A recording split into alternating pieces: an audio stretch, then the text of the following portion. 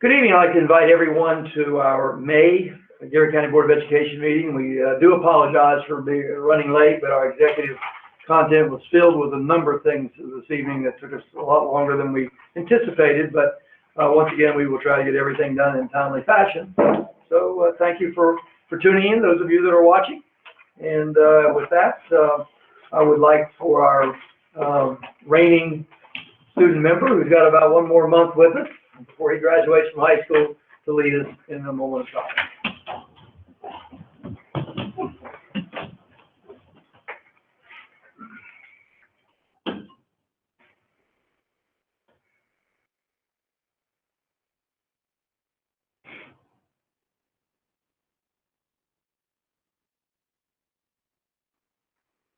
I pledge allegiance to the flag of the United States of America and to the republic for which it stands, one nation, under God, indivisible, with liberty and justice for all.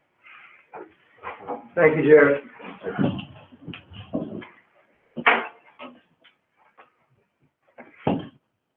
There is going to be a little bit of a change in our agenda, and I'll try to point that out now as we're moving a couple things around to accommodate some folks that are here for us to give some recognition to.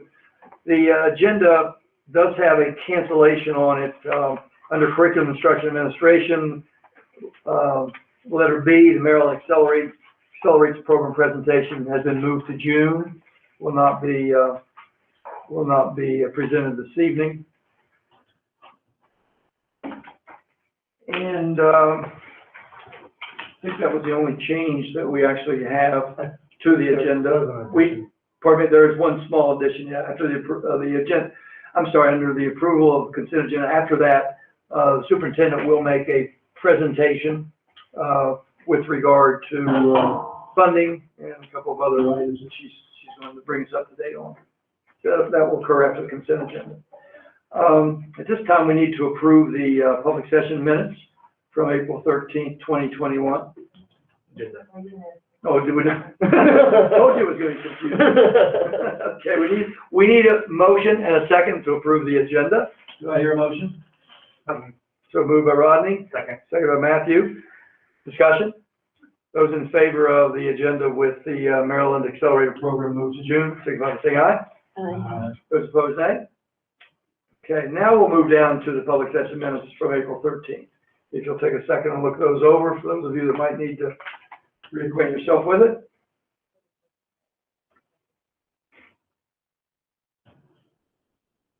Any additions, corrections? Is there a motion to accept? Motion by Jason, second by, who's the second? Second by Monica. Any discussion?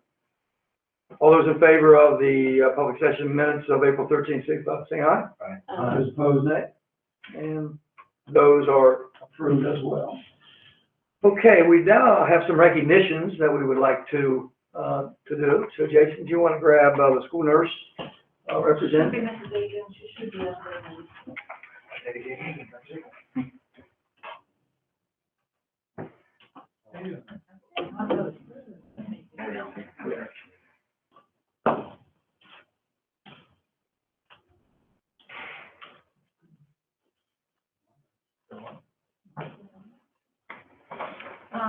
we want to start right away, or did you want to say something? Let me, before you start, Ms. Rinker, before you start, let me also acknowledge that there are some video slides that folks at home will be able to see with some of the amazing work that our school nurses have done for the last, I don't know how long has it been now, about 17 months or something like that, during our pandemic, and all the things they've done for not only the school system, but for the county as well. So I would encourage everyone to watch some of those slides. Some incredible pictures of some incredible individuals. The board will recognize National School Day Nurse by reading a proclamation. School health service staff meet to develop a plan for supporting students and staff during the pandemic as soon as everything shut down due to COVID. The nurses work with their school-based teams to help get packets ready and get medications and supplies from the health rooms back to parents to use at home. They work with IT to develop a web page template to be consistent at each school and contain information and downloadable forms for parents. It was apparent parents were not going to be coming to the buildings for a while. Nurses worked at home making phone calls to parents of students with health needs to ensure students were getting needs met and to provide up-to-date information for the parents. Nurses attended continuing education courses on a host of topics and earned certificates from Johns Hopkins on contact tracing and FEMA on emergency preparedness. They attended Schoology training, mind-body medicine training, and trauma-induced resilience training. They also taught CPR and first aid for the CPI teams they serve on as members. DCPS nurses partnered with the Garrett County Health Department to do COVID testing and vaccinations, which included staffing clinics to vaccinate DCPS staff. Nurses continue to do contact tracing of our students in school and COVID testing for students and staff when appropriate. Nurses continue to do health and wellness lessons on Schoology and teach health and safety classes when asked by the teachers. They serve as a resource for parents, monitor students' attendance, and are busy finishing mandatory screenings not waived by the state due to COVID. They continue to do all these COVID-related duties as well as the regular school health duties. They support their schools, cover their health rooms, and serve on school teams, including 504 and IEP meetings when the professional nursing judgment is needed. Sounds like you've been pretty busy. And it continues, right? Now I'd like to read, National School Nurse Day is May 12th, 2021. Whereas students are the future, and by investing in them today, we are ensuring a world for tomorrow. And whereas families deserve to feel confident that their children will be cared for when they are at school. And whereas all students have a right to have their physical and mental health needs safely met while in the school setting. And whereas the COVID-19 pandemic has emphasized the central role school nurses play in students' health and academic success. And whereas school nurses have served a critical role in improving public health and ensuring students' academic success for more than 100 years. And whereas school nurses address the home and community factors that impact students' health, and whereas school nurses act as liaisons to the school community, families, and healthcare providers on behalf of children's health by prompting wellness and improving health outcomes for our nation's children. And whereas school nurses support the health and educational success of children and youth by providing access to care when children's cognitive development is at its peak. And whereas school nurses are members of the school-based teams, example, School Health Services 504, IEP, Disaster, Emergency Planning, to address the school population. And whereas school nurses understand the link between health and learning and are in a position to make a positive difference for every child every day, therefore be it. Resolved that the Garrett County Board of Education celebrates and acknowledges the accomplishments of school nurses everywhere and their efforts in meeting the needs of today's students by improving the delivery of health care in our schools, and offer gratitude for the nation's school nurses who contribute to our local communities by helping students stay healthy in school and ready to learn, and keeping parents and guardians at work, not just on this National School Nurses Day, but every opportunity throughout the year. This is a proclamation, and also we've received one from the state of Maryland, a proclamation also from the state, not just the one from the Board of Education here in Garrett County.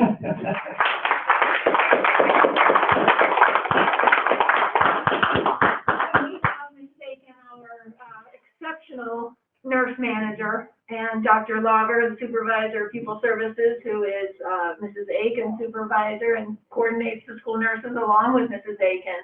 And I know the board members will probably want to say the same, but we just can't thank you enough. Well, you have an amazing group of nurses that work for the board. Absolutely. And they start at Christmas time vaccinating and doing testing over Christmas break to get kids back in school. So yeah. They're amazing. Well, we wouldn't have been able to get nearly as many children back without your help. Nor would the county be vaccinated to the point that we're vaccinated without all of your help either. Yeah. Well, in the partnership with the health department as well, that has been just wonderful. So we just really appreciate all of the work. They are an exceptional group. Thank you for the wonderful. Thank you. Victor? I've got the Okay, camera here. Here, we can always bring you back as the cameraman. Oh, wow. If that college thing doesn't work out. Come back. The presidency. Are we gonna do it here or in front of the? Kind of bad glare off the TV last time. Maybe we're trying For to the flag. flag? I think he's over here now. What she did, is that what he said? I think she read that. Over here? You wanna read that? Yes. What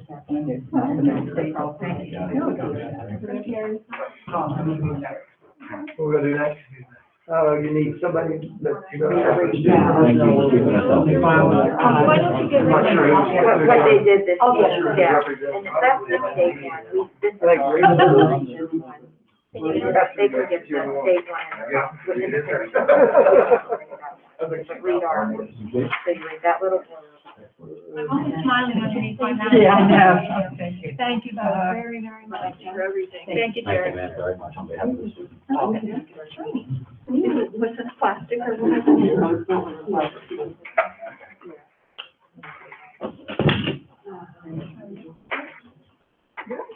Okay. Now, at this time, we would also like to recognize Pupil Personnel Worker Week. This is May 10th through the 15th. And I'll ask Mr. Loffelty to make that presentation on behalf of the board. Hi, so, Lindsay, so I'm happy to present this proclamation and to tell the public a little bit about what the school personnel workers actually do. And so, it's May 10th and 15th through 15th is Pupil Personnel Worker Week, and we have a declaration here from the governor. We have from the Board of Education, but I'm just going to relate a little bit about what you do. Pupil personnel worker acts as a case manager for identified students, making program changes and monitoring progress. They collaborate with administrators, parents, counselors, and teachers, and use knowledge of Garrett County Public School programs and community resources to determine interventions and placement for students.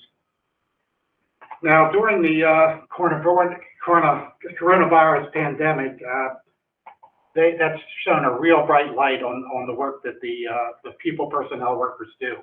And their duties expanded tremendously this past 17 months. And during that the school shut down for pandemic and transition to virtual learning, as I say, the job changed drastically. The focus was shifted from Tier 2 behavior interventions, progress monitoring, and data collection to student well-being. The Pupil personnel worker worked with the Pupil services team at each school to create lists of students who may be the neediest during the shutdown due to lack of family resources. PST team at all schools continue to meet virtually monthly to make sure there were no unengaged students. The team also worked together to ensure that any student who had not been engaging virtually had been heard from so that we knew that they were safe. Several home visits have been safely conducted over the last year. With the need for community resources for our families now more than ever, the Pupil Services team and PPW worked diligently to make sure meals were delivered, doctor's appointments were kept, virtual therapy appointments were conducted, and that students were engaged in online learning. So I think your job really increased a lot, and thank you for all you did this past 17 months. The proclamation from the county, from the Board of Education, reads as follows. Whereas our society's investment in the education of children and youth provides an educated citizenry that is essential to our nation's progress. And whereas all children and youth have a desire to learn and a right to an education which requires adequately supporting them in meeting needs that are necessary to gain access to instruction. And whereas Pupil personnel workers assist children and youth with adjustment to personal, family, school, community, and societal changes, situations, and crises. And whereas Pupil personnel workers are a liaison between the home, school, and community agencies and assist in linking the student and the family with community resources. And whereas the Pupil personnel workers assist in developing and implementing specialized interventions, programs, and support services And whereas pupil personnel workers are vital to providing the comprehensive pupil services program, therefore, be it proclaimed that the Garrett County Board of Education is proud to recognize pupil personnel workers for serving the children in our care by promoting opportunities for every student to experience a safe and healthy learning environment. And be it further proclaimed that the Garrett County Board of Education joins in celebrating this special observance in the Garrett County Public School System in recognition of the vital role that our pupil personnel worker plays in the personal and academic development of students. We do hereby recognize and celebrate the week of May 10th through 15th, 2021 as Pupil Personnel Week. And the governor's proclamation says about the same thing, although in less words. So we're going to give you both of these and do a picture, Garrett. Yep.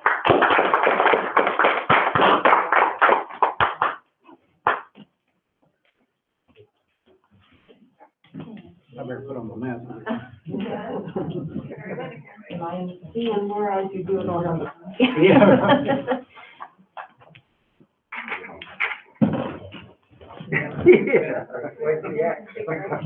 I get close, I got. This one was off, he just went, yeah. But we have Bill, I think, behind Becky, but I'm not sure if he's gonna fit me. Way, or why don't you get them in order, and so there's not as many of them. You want to do the employee acquisition? We can figure out, but yeah. Yeah, they're here. Oh, we can. Although it's not what we said we were going to do, we can. Go out of order. One more just in case. All right, thank you. The teachers that are waiting. Yo. Has everyone. Yeah, let's go ahead and do that. It's the only one for the whole county. Yeah, we'll go ahead and do that next. Wait. Because the teachers left. Okay, at this time, we're going to skip further down, just so that we can accommodate the needs of some of the individuals waiting to attend our meeting. We're going to go down to Curriculum Instruction Administration. Under letter C, National Board Certification Program Overview, and that will be presented by Dr. Wilson with the help of some of our teachers. Good evening, everybody. So this evening, what we would like to do is provide an overview for you about National Board Certification. The National Board Certification is a very lengthy process. It's based on standards that were developed by educators. And through this, National Board Certification is invested with the foundation of increasing high standards for educators. It increases the morale, the investment towards honing in on their professional practices. It's known as the gold standards for educators. The impact is that that's demonstrative of excellence, really honing in on being self-reflective, looking at their practices and discussing with their colleagues and how they can improve in those areas. It improves in showcasing their talents. There are 5 core propositions for National Board Certification, and there are 25 different certification areas that really specialize for our teachers. And the proven impact is that students who are taught by a National Board Certification teacher, that they actually increase greatly in student achievement. We actually, in Garrett County, we have 8 certified National Board teachers at this time. In front of you, you see 4 of them. So we have to our far left, Mrs. Heather Savage, who's at Southern High School. We have Annie Ross, the assistant principal of Broadford. We have Sandy Caluzzi, who is a literacy coach at several of our schools. And then we have Caitlin O'Brien, a science teacher at the Northern Middle School. The other teachers that could not be here this evening, Rebecca Kenya Sisler at Northern High, Angie Myers at Southern Middle School, William Ringer at Southern High, and Michelle Harmon, assistant principal of Northern High School. However, these 4 right here have really been instrumental in trying to, every single new hire, we go over the program with them. And in doing that, we have 10 more in the pipeline right now, earning their national board certification. We're providing a very strong mentor program that each one of them have at least 2 people that they're mentoring through this process. So I do want to recognize those ladies and that are going through the process: Allie Shelp, Amanda Love, Amy Warnick, April Fleming, Diane Dale, Erica Foley, Jennifer Thoreau, Katie Landon, Laura Dallin, and Amanda Stein. And would you please help recognize the appreciation, the value we have for these educators that are committed to this very enduring practice. So thank you very much.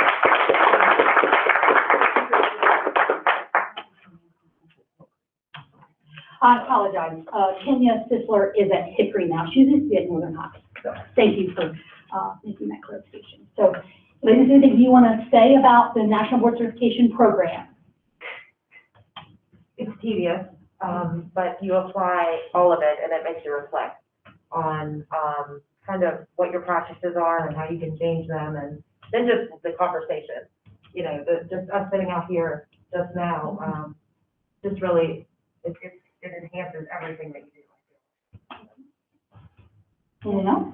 It's the best professional development I've ever done, because a lot of it, you get to choose your own path. So you really get to be a master at your craft whenever you've completed the process. So, anything else? Any questions that you have? Questions by the board or anything you'd like to add? I remember, I think Heather did hers when I was principal at Southern. I remember the stress on her face every morning, so I know it was difficult. So I applaud each of you. I'm sure it was a very long process. It took a lot of devotion. And it's continued. Right, It's and, continued. and, you know, we talked earlier, in several meetings about building our capacity in our school system, and, these teachers in process and you ladies mentoring them, I'm sure has been instrumental, and they know they're not going through it on their own, and that it's a tedious process, but thank you so much for helping to build their capacity for excellent instruction. Really, very much appreciated. And thank you for being here this evening. Thank you. Yeah, thank you. Thank you.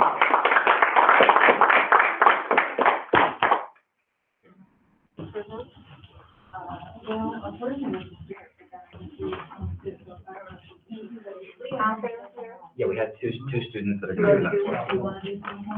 Oh, heck yeah. Go on in. I don't know if you like this one. Okay, we're going to skip down even further. We're going to, under 5, Curriculum Instruction Administration, an overview of GCASC for the FY 2021 school year, and we've got a lady to lead us through that, along with Mrs. Pulaski. So hi, I'm Sarah, and I currently serve as the president of the Garrett County Association of Student Councils. I'm Leah Wills, we met earlier. I'm the treasurer. I forgot. I didn't forget. So this year, one of the main focuses of GCASC in the beginning was the reopening of the schools.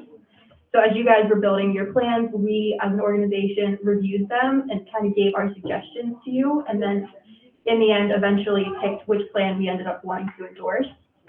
And then the second focus was mental health and the well-being of students after being in isolation for so long. We just wanted to see how the county stood and what resources we could either develop or find to help benefit the students. So for our first General Assembly, we held that virtually in December of 2020. We created and maintained our GCASC Schoology group just to get us kicked off for the year.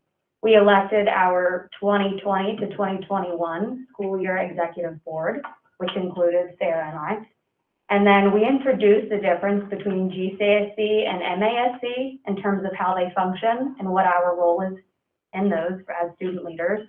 And then we reviewed and discussed the GCPS return to learn options, which was what you all presented to us. We collected some public opinion about that as well. And then around February, as an executive board, we built a distance learning check-in survey to gather data on how students were feeling about distance learning and how their mental health was going. So we asked every of middle school and high school students, what challenges they might have been facing regarding online learning, and then resources in their schools and communities that they could use. And with that information, we gained insight on how like the distance learning was affecting students and what we might be able to do to improve it. So we also attended the Maryland Association of Student Council's legislative session, which is the second major conference for the school year. This year's theme was Leadership Liftoff, a journey into space of students practicing advocacy and civic engagement. So they explored leadership and Maryland General Assembly bills that related to students and youth. And people that attended that workshop or that conference, they got to select the final state student member of the board candidates, which we then presented to Governor Hogan to decide. And they also attended workshops on advocacy, leadership, what actually happens at the Maryland General Assembly, and different mental health and engagement workshops, which was MASC's focus for this year. So in terms of the mental health survey, I also wanted to add that before it was sent out to the student body or we wrote it, we had an executive board meeting with Miss Mary Van Sickle to gain some insight on what indicators we should be looking for, what information we should be targeting specifically.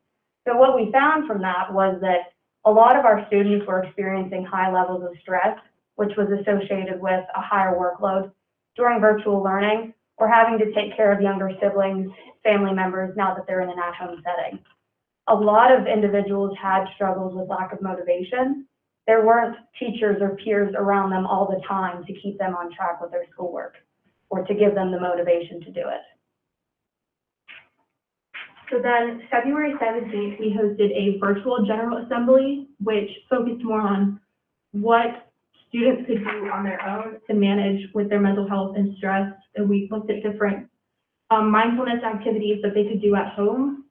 So we had presentations by Angie Harrison, Chris Adams, Carrie Hook, and then Dr. Allison Martz and Mary Van Sickle, just on different techniques that the students could use. So then at our March 29th General Assembly, this was our first in-person assembly. We had interactive workshops for stress management and mindfulness. We had lessons regarding trauma awareness and our students realizing that our peers are going through things that we don't understand and that we're unaware of. So we need to be sensitive to those things as well. We participated in breathing exercises, stretching exercises. There were specific ones that you could do at a desk. So when you were doing schoolwork, there were certain things that you could do to relieve the stress in your body as well as your mind. We also began brainstorming ideas for the creation of a secondary level social emotional learning resource hub. There was one at the Route 40 Elementary School, so we wanted to expand upon that to bring it into the middle and high school level. And then I was nominated as a student member of the board candidate. So with the student feedback from the mental health survey, a lot of people felt that using breathing exercises and different techniques could relieve stress in future situations, and that coming from that GA, they actually learned a lot about what to do at a home environment or a school environment with those emotions and feelings, and that we should have more of a mental health awareness outside of GCASD. So that's kind of where our SEL hub comes in and implementing more resources for students in the county. And that they felt that their workload was more manageable after applying the different techniques, and they were being more productive and getting back into a routine. And then for MASC, their final conference is usually held in Ocean City over 3 days. It's convention, but this year they held it virtually. So that at that event, we elected the 2021 and 2022 officers to the state. We listened to Lori Hayes, who was a wonderful motivational speaker, and then attended workshops on leadership, college, some mental health, and just some advocacy workshops. And we also looked at different legislative actions and things that were going on with MASC and the Maryland General Assembly. So we took our mental health initiative to the school level as well. May 7th was declared Mental Health Awareness Day in GCTS. I accepted the declaration on behalf of the students at the commissioners meeting in the past 2 weeks. And students across the county wore green on May 7th to show their support for mental health awareness. At Southern High School, we handed out stickers as students came into the building that had motivational phrases such as "you matter" on them as they came into school. We brought in mental health centered activities at the end of the day, like tie-dyeing masks. And we also put up posters around the building that were centered around wellness and mindfulness. And then at Northern High School, there were morning announcements from administration with health facts. And finally, we are hosting our final General Assembly of the year, May 25th at Garrett College. And what we're going to do is elect our 2021-2022 officers, do kind of a final mental health wrap-up workshop to finish the year, and then just go over anything else that comes up throughout these next weeks, I guess. I don't know. Any questions? I have one. Were there any Garrett County students elected to any of the state offices? Actually, so my sister and I applied. My sister's still waiting to hear back, but I was selected as the divisional liaison for Garrett, Allegheny, and Washington County. So that's kind of the main contact between the state and these three counties. Oh, awesome, great, thank you. Okay, wonderful. I think Mr. Buckley. Go ahead. I might have I'm not sure, it's a tough question, but it's an interesting question. Recently, Pfizer's COVID vaccine has been approved for 15 to 18-year-olds. Do you think that your organization will have a role in encouraging fellow students to get vaccinated? And if so, how would you go about something like that? Absolutely. I think it would be a great idea to, the same way that we did different mental health awareness announcements, we could do announcements that educate children on where to get vaccinated, the importance of getting vaccinated, how to bring up the conversation with their parents about getting vaccinated, and just different things that they should know, and how important it is for their community. So I think education and providing resources with when and where. Great answer. I can interject as well. I also oversee student service learning, and I can tell you that Southern High School is, that is their student service learning project this spring. They are doing public service announcements about being informed of your options to receive the immunization or not, but making sure that it's based on educational facts and scientific research. So that's what they've been doing this whole spring. So what the politicians do, they all roll off their sleeves and get vaccinated first, and so maybe that's like public stuff, or like the relations type campaign could happen with the student government leaders. Absolutely. If you're not already vaccinated. It's an excellent idea. I agree. Perhaps we could host like clinics, perhaps that's probably a more complicated question, but clinics in school or at the school buildings after hours, like we did with the flu vaccine, if it reaches full approval. That would be exciting thing to do. Thanks. You could be applauded for just keeping the ball rolling. It's not been an easy thing to do, I'm sure. Commended for keeping it going, both. The best year And Pfizer for keeping it going. Monica. You said March 25th and 27th when you had your convention and it was virtual. Was there a lot of participation? Yes, I believe on some like the Zoom meetings, there were over 200 people attending from across the state, and that's usually how many attend in person. So it was kind of nice to see it just hold up, even though it wasn't in Ocean City. Very good. They did a really nice job. They had talent shows, virtual games. The kids were really. They tried to keep it the same, even though it was online. So a lot of that stuff happens in person. Very good. One other question. Sure. Are your positions at the high school, are they elected positions, or are they somehow volunteer appointed? How do you get on the student government board? So essentially, you send in an application to Miss West, and then at the next GA meeting, whenever the president decides, the current president at the time, you give a speech to the GKSC leaders that attend that meeting, and then you have to be approved by a majority vote to become an officer. So the organization approves. Yes. Good. Any other questions, comments? Well, thank you very much. We appreciate you. Good job. Thank you. Would you like a photo with the student? Oh, yeah, it'd be great. Sure, why not? You can. Sure, I'll be. Come on up, Garrett. Get it down to the window. Yeah. Stephanie. Layer off of the senior. Yeah. There's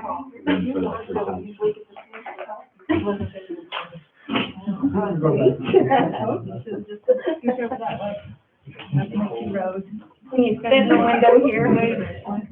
All right, is everybody ready? One more. Try not to get the table in there. I still do. Do you? There you go. I think you can see it now.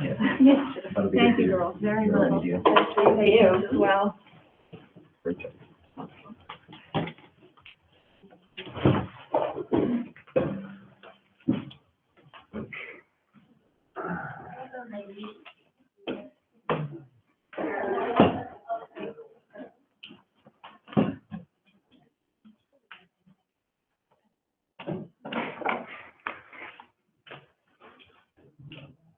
Okay, anything else we want to move forward? Sorry. We've eliminated the back half of the agenda. That's good. Okay, let's move back up to the top and see where we were. I think we're ready to approve the consent agenda under E, under the welcome. Would anyone like to remove any items from the consent agenda? Yes, I would like to remove the coordinator of Title I program position from the consent agenda. Okay, Mr. Van Sickle has requested that we remove the coordinator of Title I programs position from the consent agenda. Therefore, I'll now take a motion to approve the consent agenda with the coordinator of Title I programs position removed from the consent agenda. Is there a motion? I'll make a motion to approve the consent. Motion, Dr. Paul, is there a second? Second. Second by Ms. Rinker. We'll now take a vote on the consent agenda with the coordinator's position removed. All those in favor of the consent agenda, signify by saying aye. Aye. Those opposed, nay. And it is a 4-0 vote. I'll now take a motion to approve the coordinator of Title I programs position. A motion to approve the position. I'll make a motion to approve the recommendation for the coordinator of Title I program. Okay, the motion has been made by Dr. Paul. Is there a second? Second. Seconded by Mr. Gotfeldy. We can have discussion on that motion, and I will call to the table Dr. Miller to fill us in a little bit more on the position so we can better understand perhaps what the position may entitle. Sure. So, for those who don't know, Title I is a very large grant of over $1 million that is used to target some of our schools that have very high poverty rates. And it's meant to close the gap and increase instruction. It's an extremely time-consuming and compliant-natured grant. And it impacts heavily the principals at the Title I schools with the monitoring process as well as the director position. So as we're planning forward, we're thinking about what our major focuses are going to be going into the summer and next year and the year after. We know that recovery is going to be a marathon, not a sprint. It's going to take us time. And we know it's going to be a major focus. We have a lot of work to do in that area. We have strategic planning on instruction. We know that we have to have very intentional recovery efforts in order to ensure high outcomes for our students, for all of our students. So a lot of emphasis is going to be on building our core Tier 1 programs. That's going to be critical. We know that. We know we're going to have to identify gaps. We know we're going to have to do vertical alignment. We're going to have to look at our core instruction being taught with fidelity across every single classroom in the county to ensure high outcomes for everyone. Of course, always looking at evidence-based programs and implementation of new evidence-based programs is going to be a component of that. And of course, professional development to build capacity in those programs, but in also instructional development. There's going to be a lot of time spent on our coaching positions that we're putting into place to ensure that we get maximum value of that in order to build our capacity as well. So with all that being said, that's a huge, heavy lift. And we know, having done it for a year and others having done it prior to that, we know Title I is extremely high time intensive, and it takes a lot of energy on the compliance part of Title I, but also the implementation to make sure we're getting the best benefit out of those funds and ensuring we're closing the achievement gap in those schools. So having a position that is targeted specifically on that role is really going to help us free up time for both the Title I principals and the director to focus on those recovery efforts, to focus on that strategic planning that needs to happen.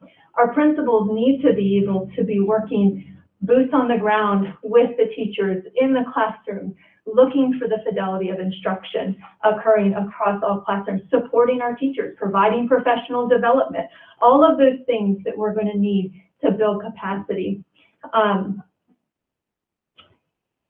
So in closing, I'll just say that this position is very intentional. It's focused in providing a very intensive focus on this grant implementation to improve student achievement. And we know that by putting a focus on this, we're going to be able to relieve some of the very time-consuming compliance nature of that job from both principal and director.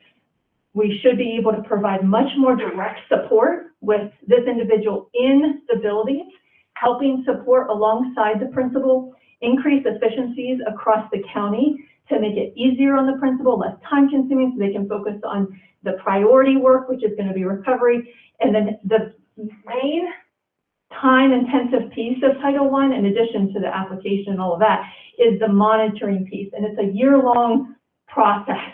And having someone be able to go to all 5 of those schools and work alongside the principal to help ensure that we get that work done, so we are compliant, we are implementing the grant with high level of fidelity, but also freeing up time for people to do the very important work that we have to do. Okay, at this time I'll open it up for questions for Dr. Miller, discussion. Dr. Miller, I think you alluded to this, but prior to taking your position, who did this position prior to you? Prior to me, Ms. Was it still Proudfoot, with your same position? excuse me? Was it still with your same position with the board? It was still with my position. However, what we're proposing is expanding that position to be more boots on the ground at the school level to support the principals. In the current position that I have right now, and all of the other hats that individual wears, there's no way to get that level of intense support and technical assistance at the school level and do all the other hats. And this is a coordinator position at the central office, correct? It is. Thank you. Other questions, Dr. Miller? Yes. Funding for the position. Excuse me? Funding. Funding, so it would be grant funded through the Title I grant. It'd be part of the administrative component. And was that funding also part of this business given to the county previously to this year? So that grant funding, wasn't that already part of what? We do, yes, we don't have our number for this year, so we don't know what our FY '22 number, but we typically have about, I would say on an estimate of 1.1 million, and a component of that 1.1 million is spent on administrative costs to implement the grant. And then the majority of it is spent at the school level. This grant is not new, we've had it. It is not new, it has been here for many, many So we use years. that funding to put forward, part of another position salary, correct? That grant funding? We're realigning the grant funding to support that position. Thank you. Yep. Other questions? Dr. Miller? Okay. Hearing none, ready to vote? Those in favor of accepting the coordinator of Title I programs position, indicate by saying aye. Aye. Those opposed, nay. Nay. And that position is approved, as I will vote yes. And the recommended candidate? Yes.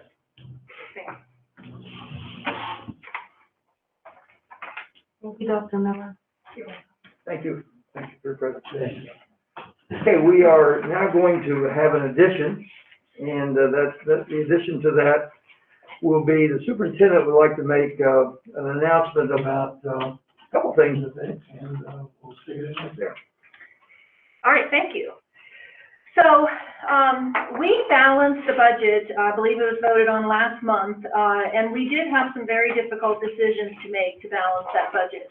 And one of the recommendations was to realign a current music position at Southern Middle School to a behavior support position at Southern Middle School. So a one-to-one FTE full-time employee, but reallocating the music position. We have been notified under the new maintenance of effort laws that we will be receiving additional funding. We've received a tentative amount from the county commissioners, but we would like to come back next month and do a budget transfer and do a budget amendment of some sort that will include the new funding and the board's, my recommendations and the board's decision on how we want to spend that additional maintenance of effort funding. So in an effort to really meet the needs of Southern Middle School, to get us through the pandemic, to try and build the program over the next year or two, I'd like to use the additional maintenance of effort funding, not all of it, of course, just for the one position, but really focus on building that program and getting us through the pandemic to see what our numbers look like in the next year or two, with that additional funding that we will be receiving under the new maintenance of effort law. And I think that's all I had to say, but if you have questions, I'm happy to answer them. Yeah, let's open it up if there's any questions. So to clarify, there still will be 2 music positions at Southern Middle. Correct, correct. We have a current opening at Yock Glades that we will need to fill, and then that will be in right now, the 2 current people would then stay at Southern Middle School, then we would advertise for Yock Glades then. Hopefully we will be able to find a full-time position for that.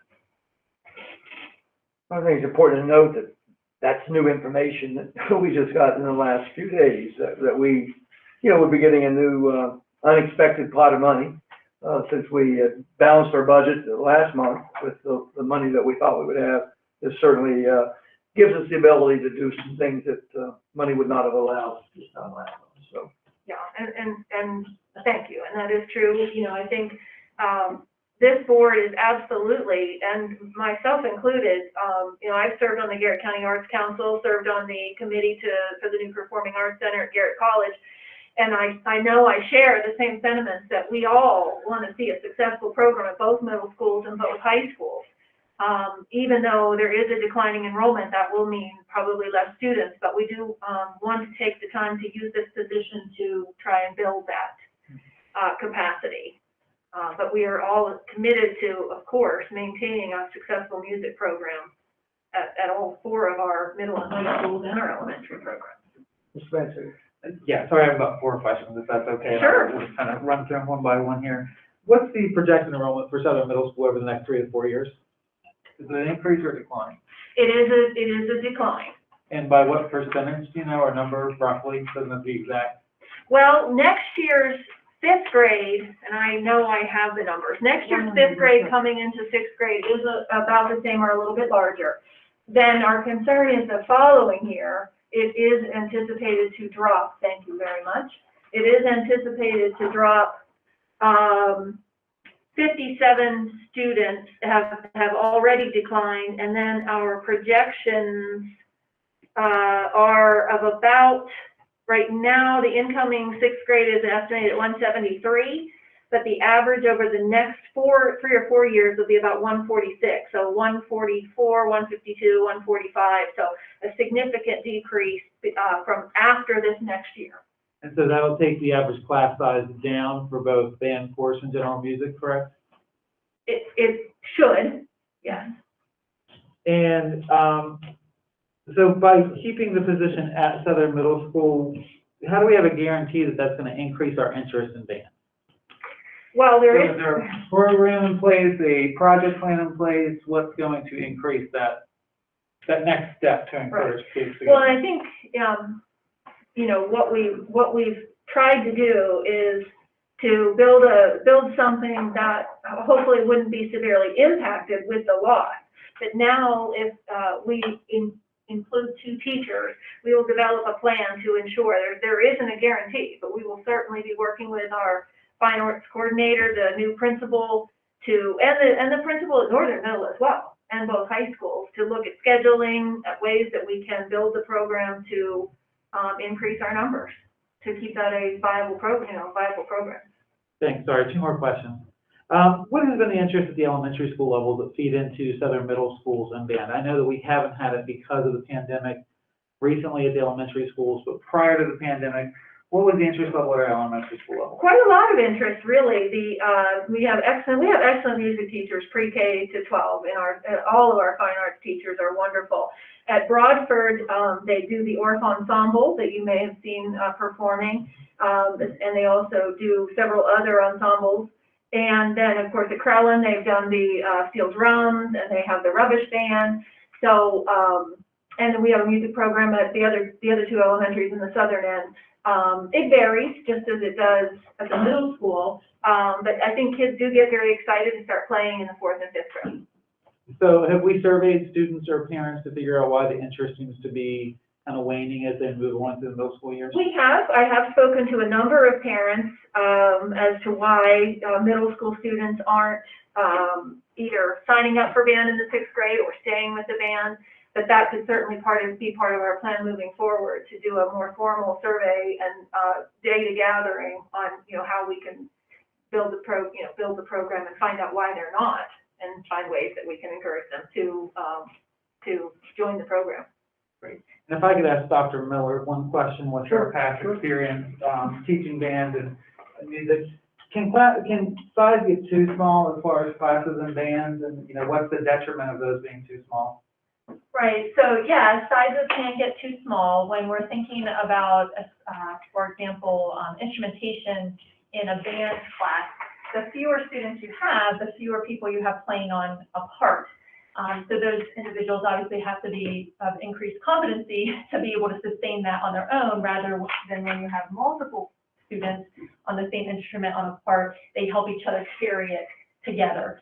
So obviously, the larger the group, when you get small, and I would say when you're in the teens, you're small, there's limited instrumentation, you would want to ideally have a larger group to have multiple people on multiple parts, so that it's a more confident implementation of whatever music you're trying to play.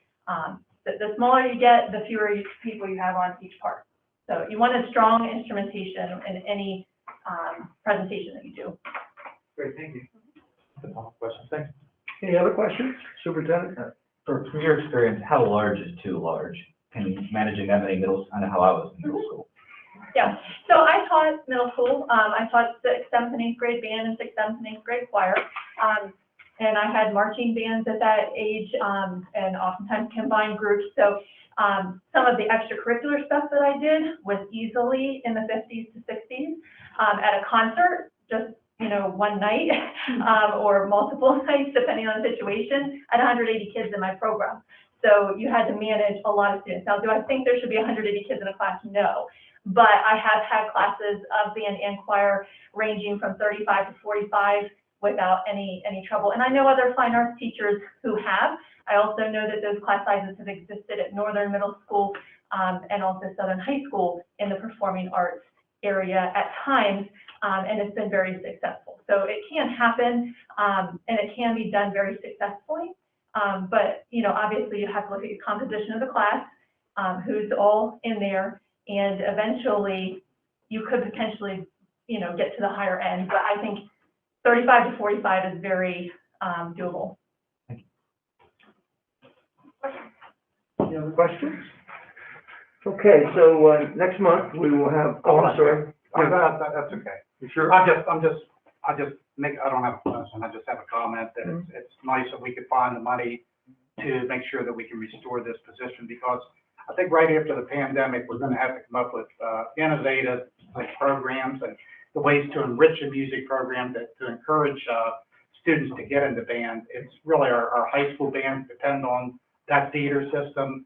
Been distressed over the years at Northern to see a steady decline in the number of band students, and there's a lot of factors that play into that. But I hope that if you keep these two positions, that those two teachers will work diligently to try to increase the number of students that are learning to play instruments, because I do think there's a relationship between, learning to play an instrument, how well you do in mathematics and Oh, there is some other, research, yeah. and so, I really hate to see our emphasis on the arts diminish because of lack of funding. So, there might come a time when it's too small to justify it, but I don't think the year after a pandemic is the right time to do it. Yes. Again, I think it's great if we can help the kids after this year and support the arts, definitely. But I would like to request that the board see a plan of how they're going to increase the numbers in the music enrichment of those students that come into the classroom. If that could be presented to the board with the assistance of those instructors, maybe over the next 2 to 3 months. Absolutely. So we're gonna let the new principal there know that we have plans tomorrow. I think he's watching, so, Okay. he's, Got homework already. yeah. But yeah, we're, again, just to tie it up, we're very fortunate for us that, maintenance of effort monies, are newfound. And, we're able to re-look at our budget, and certainly it was one of the priorities we hated to do away with, but, budgets do away with things, and fortunately now there is new monies that we can do that, so, Let's not forget about Northern Middle School too. and increase the middle Yeah, school. it would be a plan for both Sure. schools, not just Right. middle, Exactly. absolutely, yeah. But there was a little bit of, is this a vote this evening, or I think there was some confusion on? I'm not sure that we need a vote as much as we need, for you to present to us, Yes, your fund, budget overall amendments, fund. your budget amendments, and what they will entitle, but I think we've all heard clearly, it is your intent to Yes, keep oh, those absolutely, programs yeah. in place. I think Mr. Franker. Yes, Mr. I was gonna say, I'm glad to see that we found additional funding, and I remember years ago, the band numbers were lower at the high school than they had been, and it was, a discussion that we need to get it strong in the middle school. You have a strong elementary program, the middle school wasn't as strong, and then the high school was. So I think with this, the continuation of the two teachers of the importance of what, Jason just said, to see them working and having it all together, that would, say something for the whole thing in the theater. This is actually, I think, putting more children in the theater, and it's important because there's kids that aren't all sport oriented or, different things, that this is their thing that, it's important to them and might be a reason they want to get up and go to school is for the sports, band, theater, arts, music, the whole. So it is very important.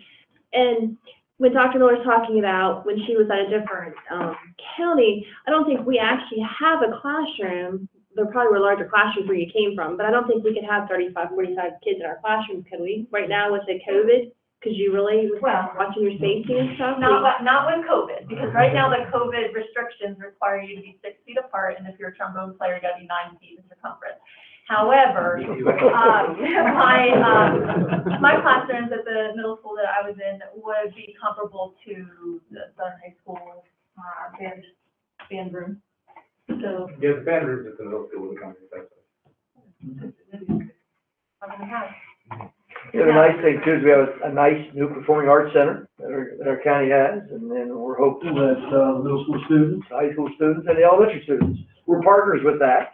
Garrett County has partnered with the college, so it'd be nice to see those performances.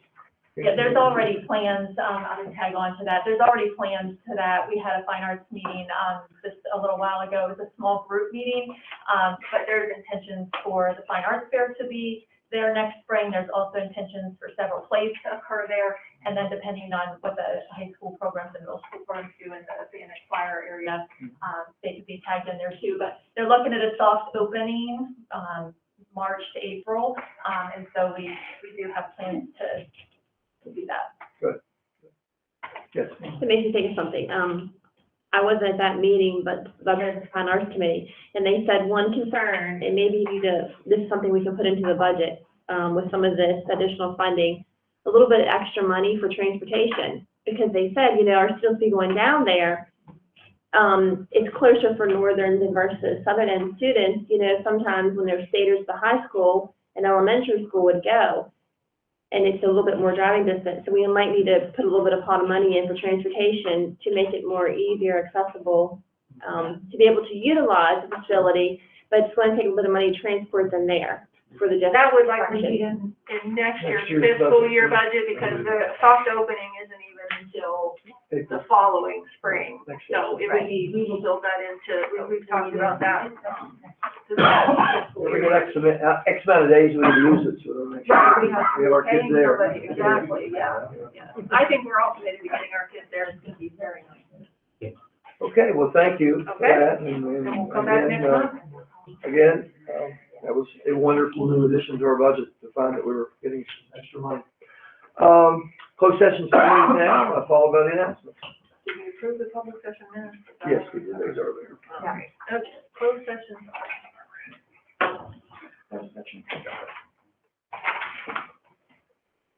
The Board of Education met in executive session on Tuesday, April 15th, 2021 at 3:06 PM under Authority 3-305 of the General Provisions Article of the Annotated Code of Maryland to discuss the following items. Review of executive session minutes, personnel topics pursuant to 3-305B1, negotiation topics pursuant to 3-305B9, and administrative function topics.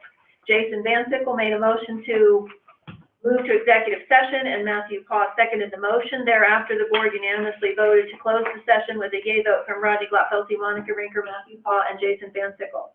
The topics discussed in the closed session included the following: executive session agenda. Jason Van Sickle made a motion to approve the executive session agenda, and Monica Rinker seconded the motion. Thereafter, the board unanimously voted to approve the executive session agenda with a yea vote from Rodney Glotfelty, Monica Rinker, Matthew Paw, and Jason Van Sickle. Executive session minutes. Rodney Glotfelty made a motion to approve the March 9th, 2021 executive session minutes, and Matthew Paw seconded the motion. Final resolution, motion carried with yea votes from Monica Rinker, Rodney Glotfelty, Matthew Paw, and Jason Van Sickle. Personnel, certificated staffing. The board discussed the recommended certificated staffing. The board also reviewed recent non-certificated staffing updates. The board took action on the certificated staffing recommendations in the public session. Negotiations, healthcare, Dr. Jane Wilderson, Director of Human Resources and Employee Relations, Mrs. Allison Schweitzer, Director of Finance, provided an update to the board regarding the healthcare plan. The board took action on this topic in the public session. Consideration of proposed contract language, all bargaining groups. Dr. Wilderson shared proposed contract language changes for the 4 bargaining groups. The board considered this information but did not take any action on this topic. Administrative function, the board discussed various administration function topics. The board considered these topics but did not take action on any of these items. Recess and adjournment, Matthew Paw made a motion to adjourn the executive session, and Jason Van Sickle seconded the motion. Thereafter, the board unanimously voted to adjourn the closed session with a yea vote from Monica Rinker, Rodney Glotfelty, Matthew Paw, and Jason Van Sickle. The board adjourned the executive session at 5:58 p.m. Mrs. Rinker made a motion to go back into executive session for the board to discuss a personnel matter. Jason Van Sickle seconded the motion. The motion carried with yea votes from Monica Rinker, Rodney Glotfelty, Matthew Paw, Jason Van Sickle. The board returned to executive session at 10:45 p.m. Jason Van Sickle made a motion to close executive session, and Matthew Paw seconded the motion. Motion carried with yea votes from Monica Rinker, Rodney Glotfelty, Matthew Paw, and Jason Van Sickle. The executive session ended at 11:05 p.m. Mr. Tom Woods, Board President, Mrs. Monica Rinker, Board Vice President, and Board members, Mr. Rodney Glotfelty, Dr. Matthew Paw, Mr. Jason Van Sickle were in attendance. Also in attendance for part or all of the meeting were Mrs. Barbara Baker, Superintendent, Mr. Brandon Hoover, Board Attorney, Dr. Jane Wilderson, Director of Human Resources, Mrs. Allison Schweitzer, Director of Finance, Mr. Richard Wizlowski, Director of Maintenance, Facilities, Operations, and Transportation, and Mrs. Karen Brewer, Executive Assistant to the Superintendent. Okay. All right, announcements. So I have several dates coming up. On May 20th, Dr. Salmon, State Superintendent, will be visiting Garrett County Public Schools, Grantsville Elementary School from 8:30 to 9:30, and Route 40 Elementary from 10 to 11:15. Due to social distancing, I will organize any board members that would like to join her. And hopefully, this is her last time, so hopefully she'll come and join us and see the great things that are happening at those 2 elementary schools. May 27th is a May Board Service Academy, virtually, legislative policy implications from 9:30 to 12:30. May 31st, Memorial Day, schools will be closed. June 2nd is the seniors' last day of school. June 5th is the graduation ceremonies. I want to announce a change. This will be at the Garrett County Agricultural Hall building at the Fairgrounds in McHenry. Originally at the CARC but, due to, a lot of construction on the Performing Arts Center and also, their ability to help us staff it, we thank them. They're gonna let us come back next year. But, we definitely thank the Fair Board. They're going to, let us have it at the Ag Hall, so, students can invite as many of their, family as, we can fit. And Northern Garrett High will be at 10 a.m. and Southern Garrett High will be at 2 p.m. June 7th, students will be dismissed 3 hours early. June 8th is the last day for students. Students will be dismissed 3 hours early. There is a board meeting that evening, 4 to 6 executive session, 6 to 8 public session. June 9th will be the last day for teachers. It's a professional day. And then last month on the consent agenda, we did, in addition to several teaching positions, we did name Dr. Nicole Miller as our new Chief Academic Officer, replacing Mrs. Karen DeVore, who will be retiring. Mr. John Hummel, our Director of Student Services, who will be replacing Dr. Phil Lauder, who will be also retiring. And Mr. Clark Warnick, who is the Manager of Safety and Security. We have some press releases ready, but those were announced last month. And then tonight, 2 administrative positions that we can announce publicly. Mr. Jackson Green will be the new principal at Southern Middle School, and Ms. Donna Ashby will be the new Director of Elementary Education. There's several others, but we have other notifications to do first. So those are my announcements. Thank you very much. Thank you. Okay, we'll move on to public comment. The Garrett County Board of Education is pleased to receive comments and ideas from the public pertaining to the policies, procedures, and or practices of the school system. We ask that comments be limited to a maximum time of 3 minutes per individual, unless otherwise considered by the board president. There will be no discussion or action taken at this meeting, but may be considered at a future meeting. Issues that are specific to individual employees should be referred to the immediate supervisors for appropriate consideration and review. Rude, slanderous, or threatening remarks or other behavior that is disruptive or interferes with the order of the meeting is not permitted. We do have, I think there are 5 of them that has to be read. I'll do those. Yeah, we will try to, because we are so far behind and we still have got to go into executive session, we will keep them to 3 minutes this evening. And I think all but one I can do that, but all of these, all but one are about one subject, so I'm sure the people will not be too upset if I don't read every word of it. The first one is from Jason Shaw. I am writing to you as a concerned parent, Southern Garrett High School band director, music teacher, and husband. On Thursday, April 29th, the 2 music teachers at Southern Middle were informed that GCPS was cutting one of the 2 music positions. They were told that one of the 2 music teachers would be involuntarily transferred to Yacht Glades Elementary School due to the cut. It is sadly ironic, as this exact same thing occurred 4 years ago. I was hired and asked to revive the Southern High School music program immediately after they announced that one of the 2 music positions at Southern Middle would be cut. I then spoke to the board at a board meeting along with many concerned parents of the importance of the 2 positions at middle school. Ultimately, the Board of Ed decided to keep the position. The same exact reasons for keeping the position still exist now. Cutting it would be a travesty to the students at Southern Middle and Garrett County schools. Currently, the 2 music teachers teach 6 through 8 chorus, band, theater, and general music. They cover morning duties, and many lunch duties. They have also worked extremely hard to bring back the school theater program, which had capacity crowds to see The Little Mermaid, and were planning to perform another musical before the COVID.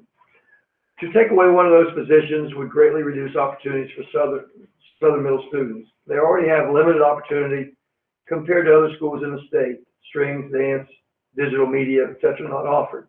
It would also increase class sizes for all related arts to the point of unsafe numbers, in my opinion. With the recent reallocation of the middle school health teacher to the high school to teach health, there would already be 1 less related arts teacher at Southern Middle next year.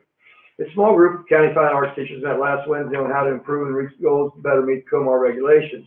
We all agreed the first thing we needed was more teachers, not less.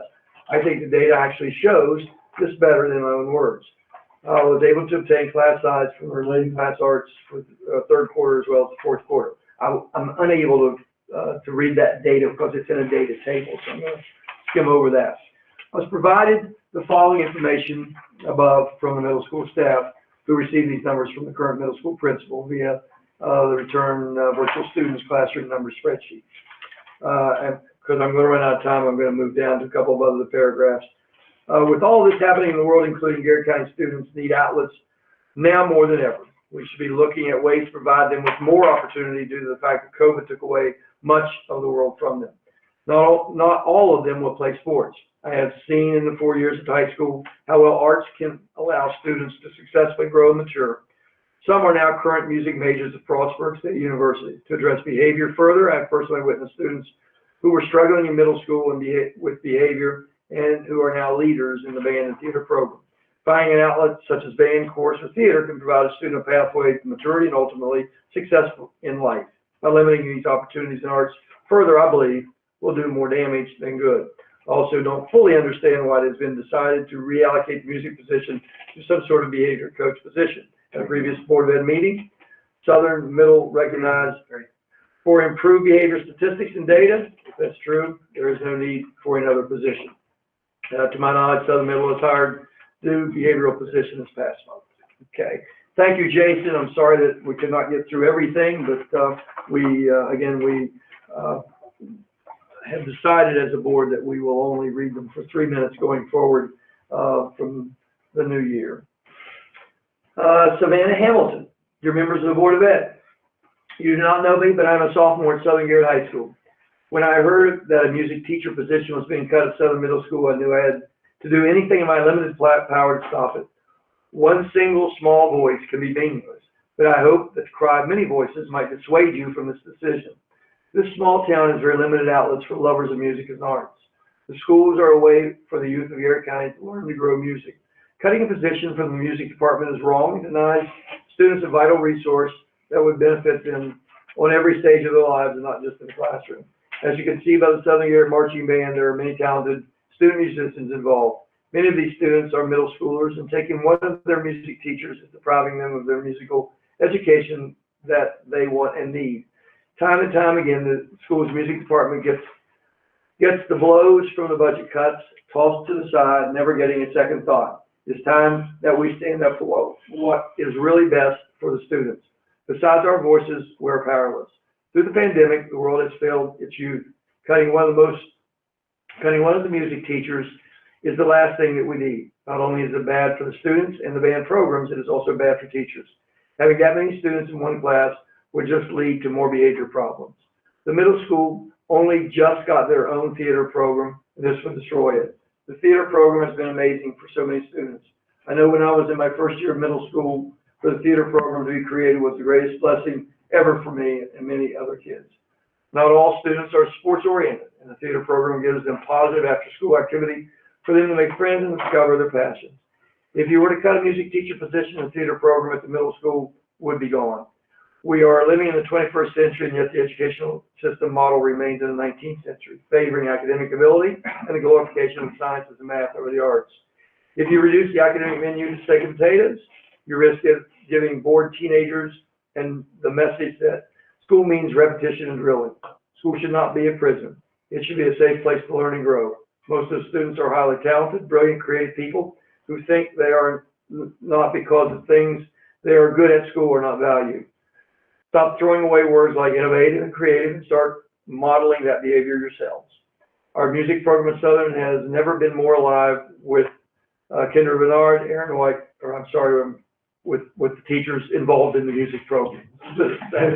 Leading and paving the way for growth and creativity of students. In addition to cut to the music teacher may result in 2 or more teachers needing to be hired later to provide elective classes with low student-teacher ratios, making the quick, easy fix to budget cut more costly. In conclusion, cutting music instruction will negatively affect the creativity of the next generation's leaders.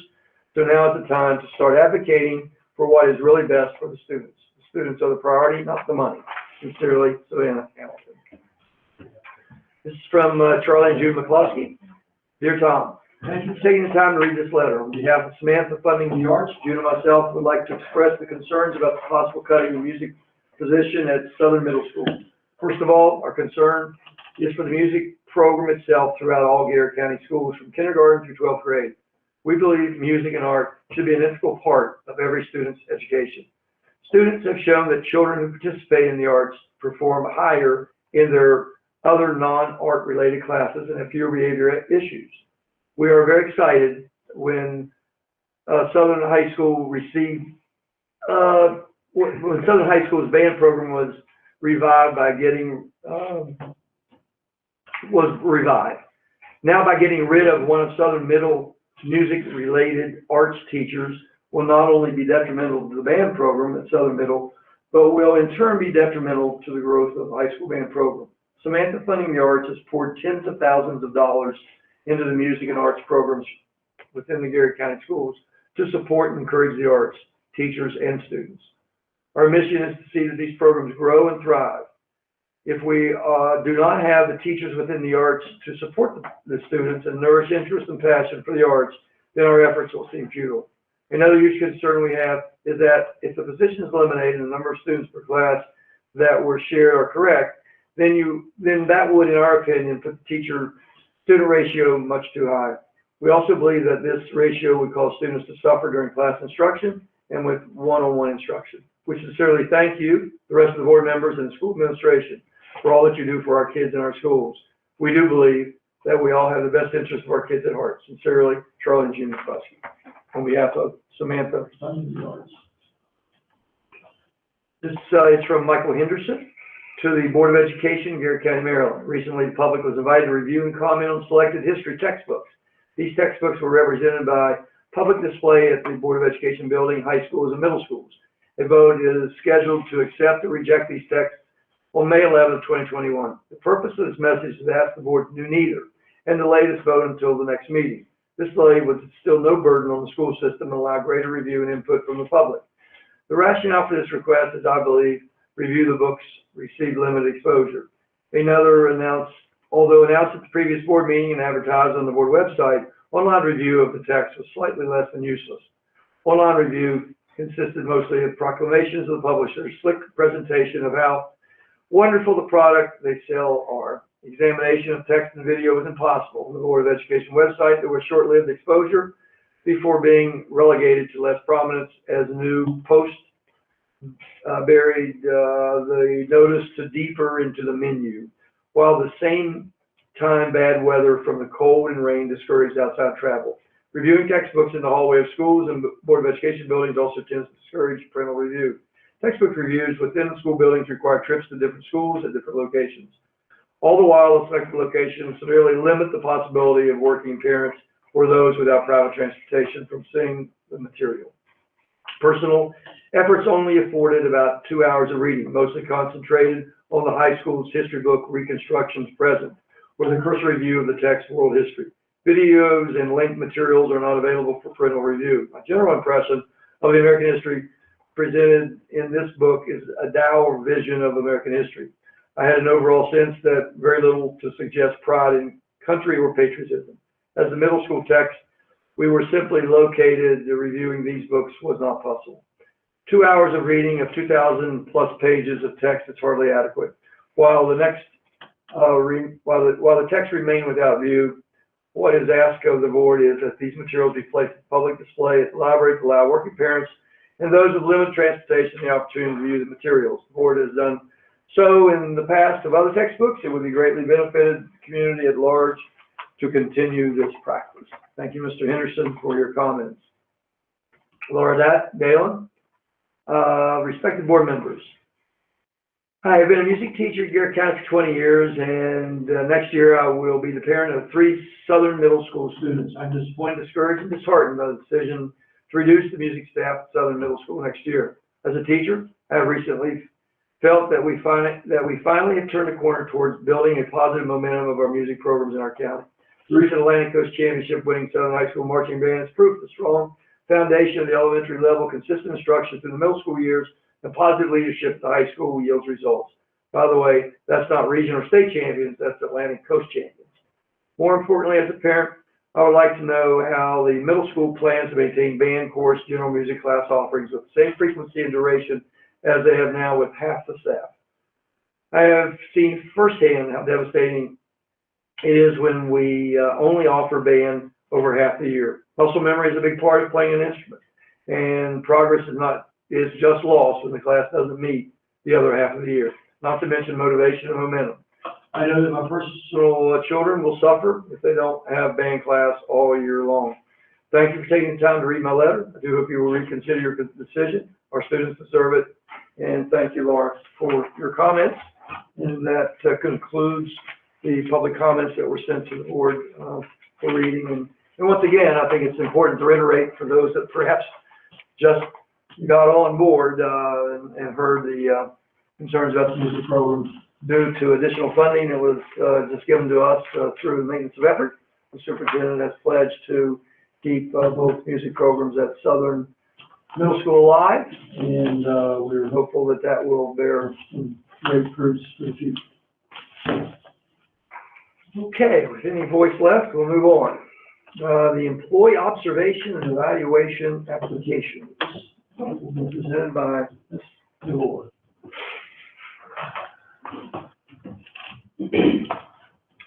So,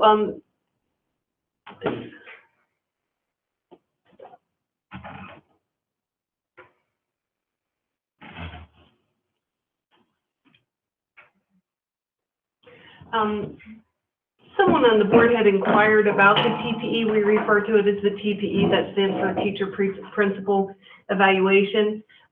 We formed the TPE committee somewhere around 2010, and that was in response to with MSDE's guidance due to the Education Reform Act of 2010 and COMAR 13A.07.09. So my reason for sharing that with you is we didn't do it out for fun. We were directed to do so by MSDE.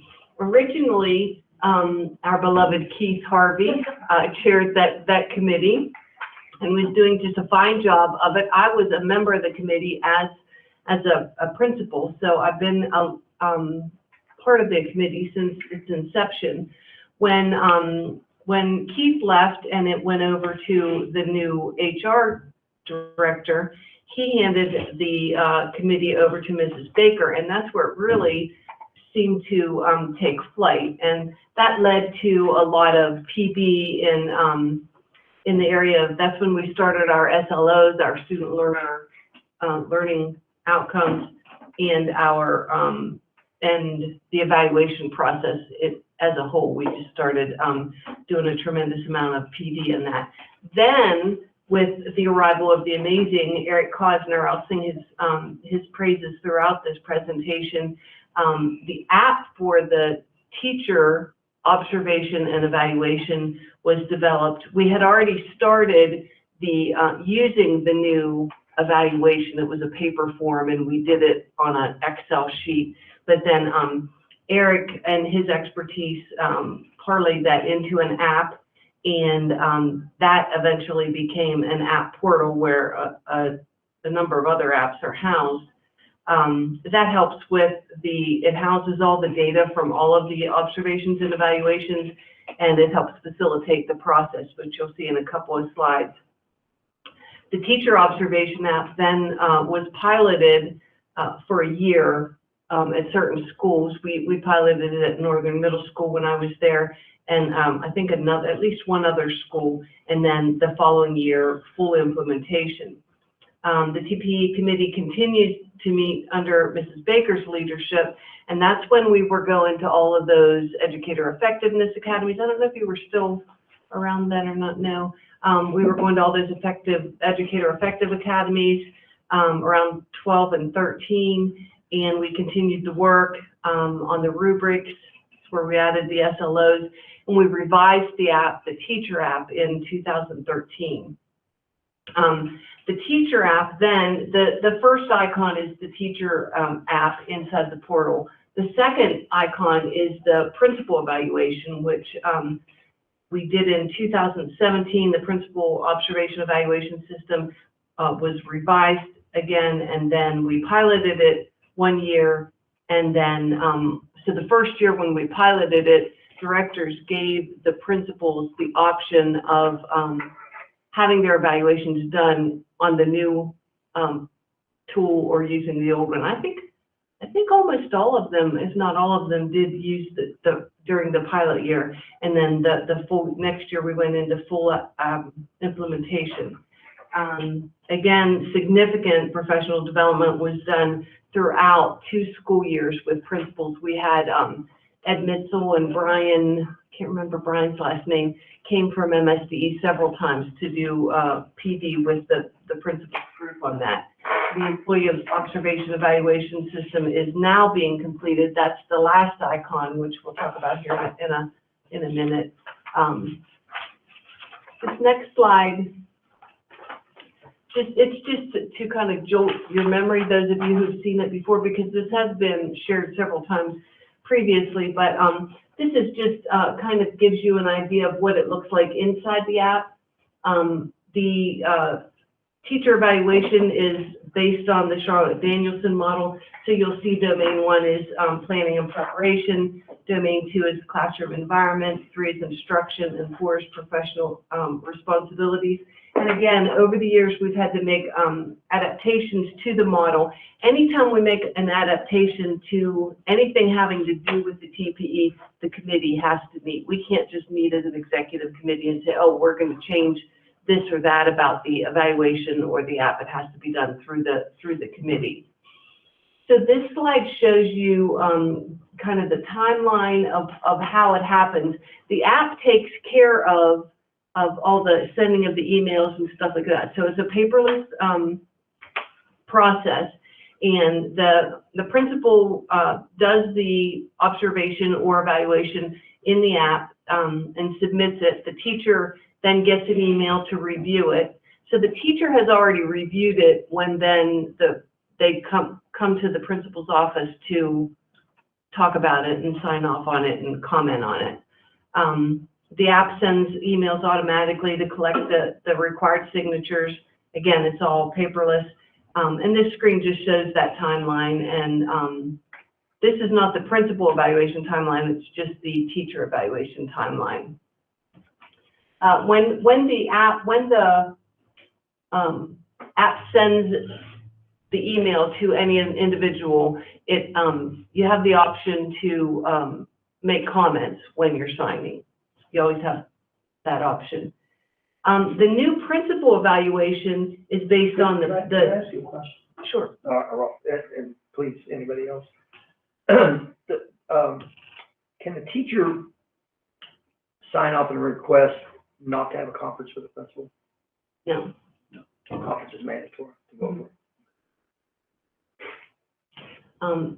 Any other questions? They can request another conference with another supervisor. They can, if they aren't satisfied with what the principal has rated, they can request another conference with another administrator, but they can't not get a conference. And they can request additional assistance. Right. They can comment as to anything that's in and the signature, there's a line above the signature that says, my signature indicates that I am, I'm aware of it's not I'm in agreement or not in agreement. Right, but the conference is mandatory. It is mandatory. So the teacher principal evaluation, like little example you showed before that screen, is that something the principal is doing, using this evaluation for workers, teachers? Absolutely, absolutely. And it's so much more convenient because so often now MSDE will want, well, first of all, we have to submit at the end of the year data on all of this, all of the teacher evaluations, how many came out effective, highly effective, et cetera. And they collect that statewide. So again, Eric just pulls it right out of the app and we work on the narrative and send it out. So the principal evaluation is based on the 10 PSEL standards, and PSEL stands for Professional Standards for Educational Leaders. And although, and again, this all was determined through the TPE committee, but although there are 10 PSEL standards, principals typically are what Garrett County agreed on was that principals would be evaluated on 4 standards every year. So everybody, each principal has to be evaluated on number 10, school improvement, every year. That's non-negotiable. That's a state requirement. Then each director determines a county-wide initiative for the year. And maybe the two directors, the elementary director and the secondary director, decide on the same one if there's a specific focus countywide, but maybe the elementary has one focus and the secondary has another focus.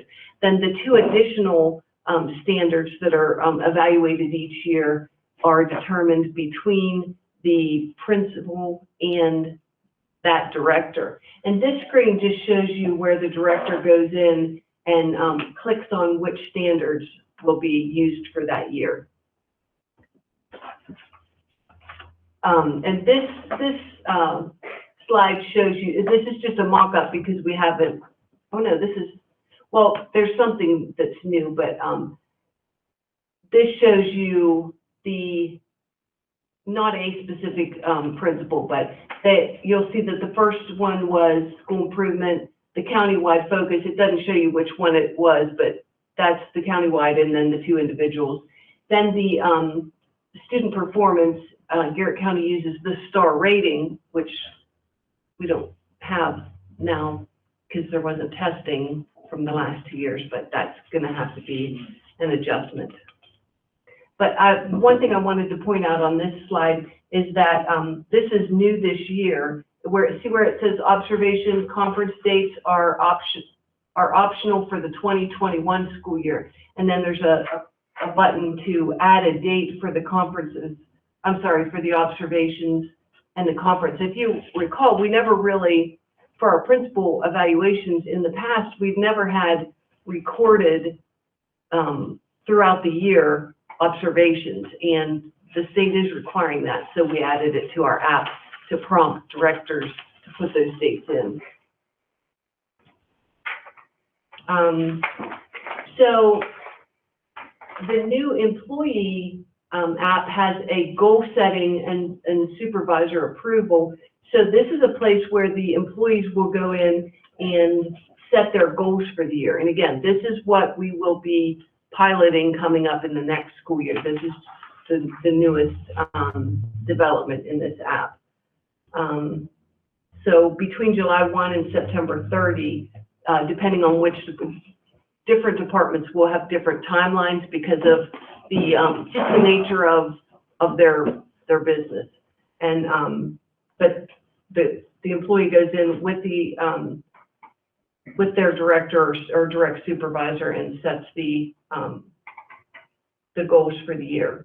And then the app will act the same, it behaves the same way. So what was really neat about this is that the app, because Eric developed it from scratch, everybody, as we get new apps on the portal, it's, you know, regardless of whether you're being evaluated or you're doing the evaluating, you become familiar with the app, how it acts and how to interface with it.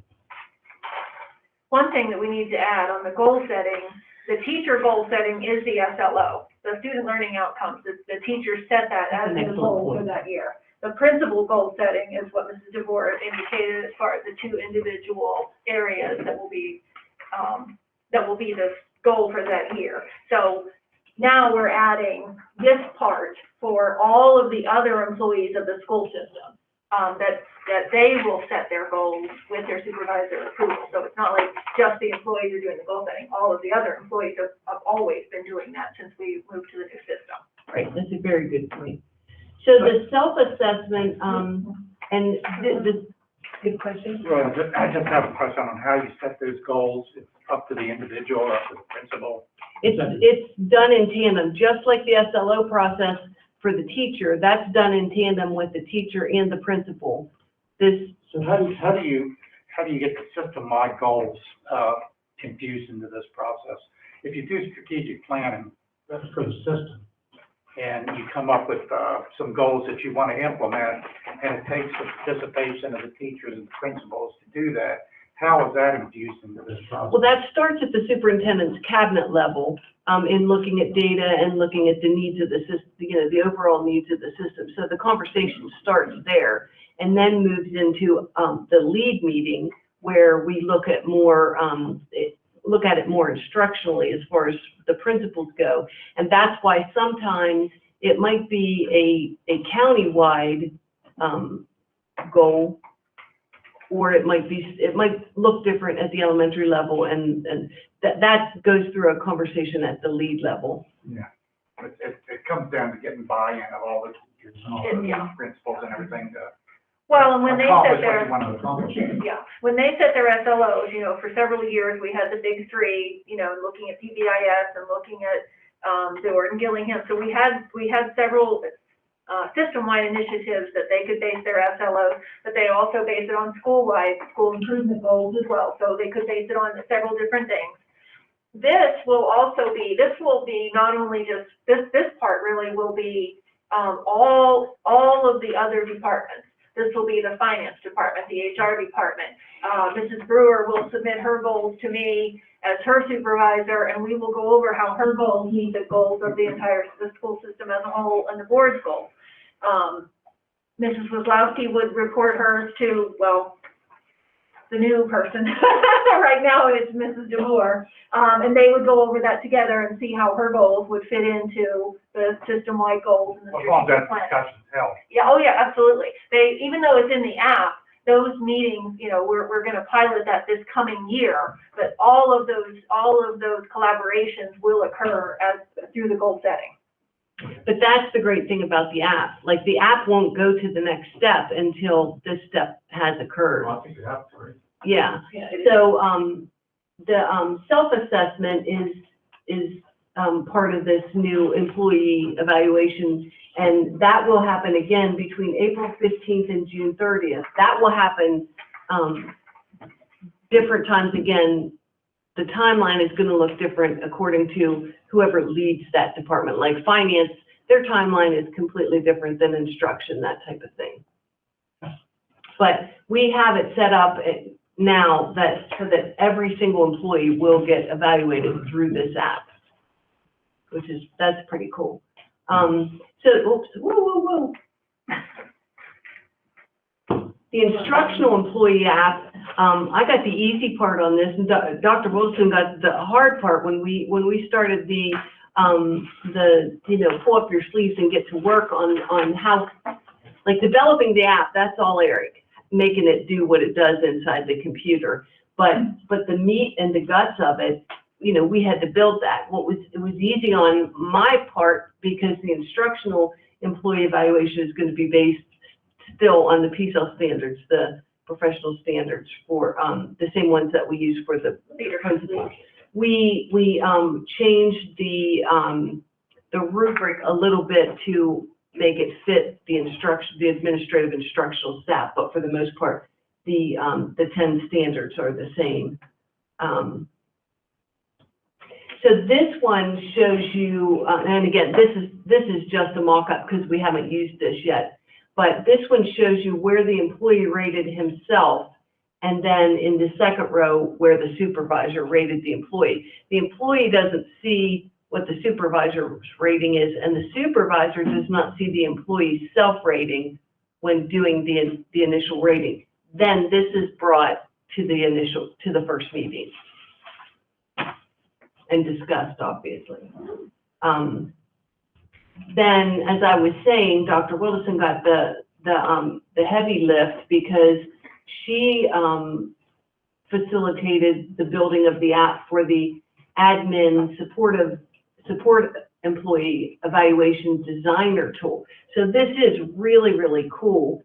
And what we did here was, this is everybody else. So the first one that I showed you with the PSEL standards on the instructional side, that's the directors, the supervisors, and the coordinators that are all on instruction. But on this other app, it is all the support, all the admin and support evaluations for HR, maintenance and operations, finance, IT, and food service. So if you think about it, you're inside this app, you're building an observation evaluation tool for the director of finance, and you're also building the evaluation for central office secretaries. So, and to be honest, that's what we had before. We had one generic, mimeographed, you've seen it, I'm sure, mimeographed evaluation, and it just covered everybody. We used it for assistant principals and secretaries and maintenance, and we just use the same little paper copy. But in this one, we're actually building it based on the job descriptions. So you go in there and you pull out what you need. I think the next slide. This shows an example of, Dr. Willison brought a committee. Did you bring that committee together? Brought a committee together, and this is still in the works.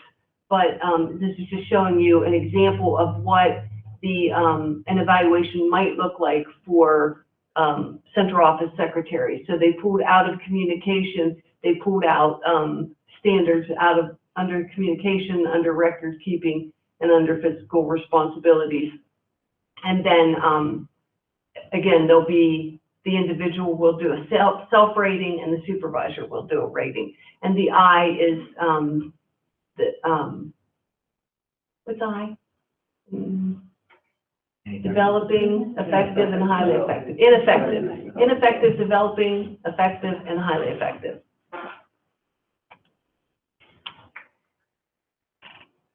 So the process is changing and the app is new. So now we're at the point where we will, over the next year, we will be doing a tremendous amount of PD for these folks who will be going into this process, so that as they're going into it, they understand what their role is in their own evaluation and what their responsibilities are moving forward.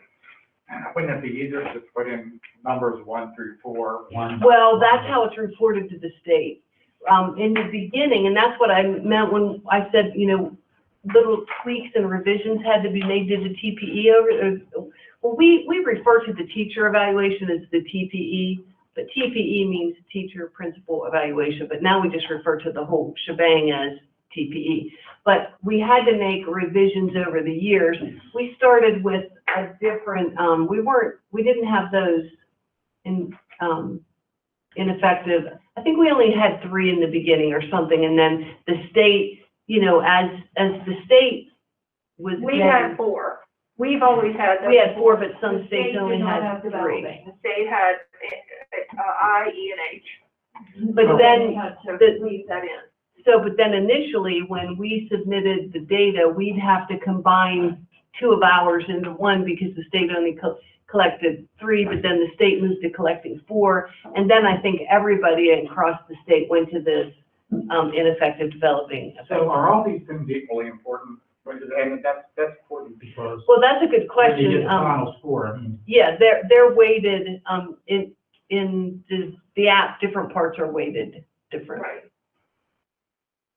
And then we can even tweak that even moving forward, Yeah. based on, as Mr. Gotthard, he said, the goals of the school system and strategic planning. We can even weight them. Yeah, we can weight them higher. You just call Eric and you say, this is what we want to do. Actually, Eric comes to all of our TPE meetings. With the numerical system, you put an important, Right. how important is this at 1 to 3, and then what's rated 1 to 4, and then you multiply. Well, and then the state has requirements too, as far as student performance and professional performance, the weighting there. We have to stay within there.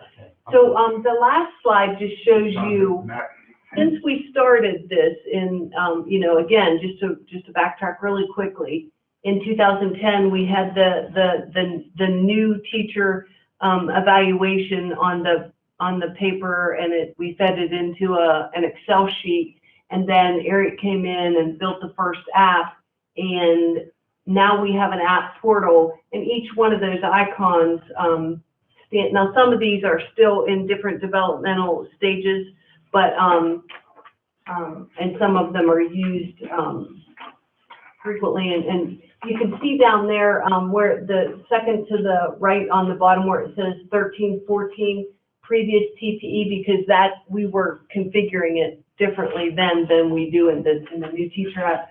But we have one for transportation and buses. We have a teacher evaluation app, time study app, workflow app. We use the workflow app.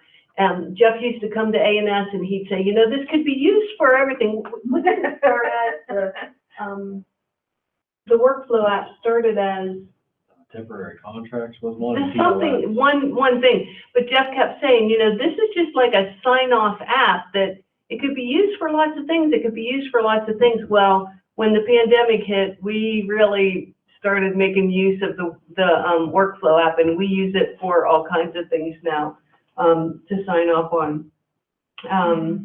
Mr.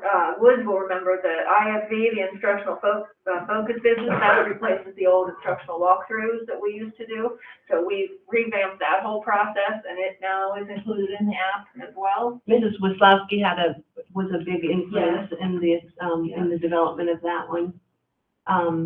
There's a retirement app.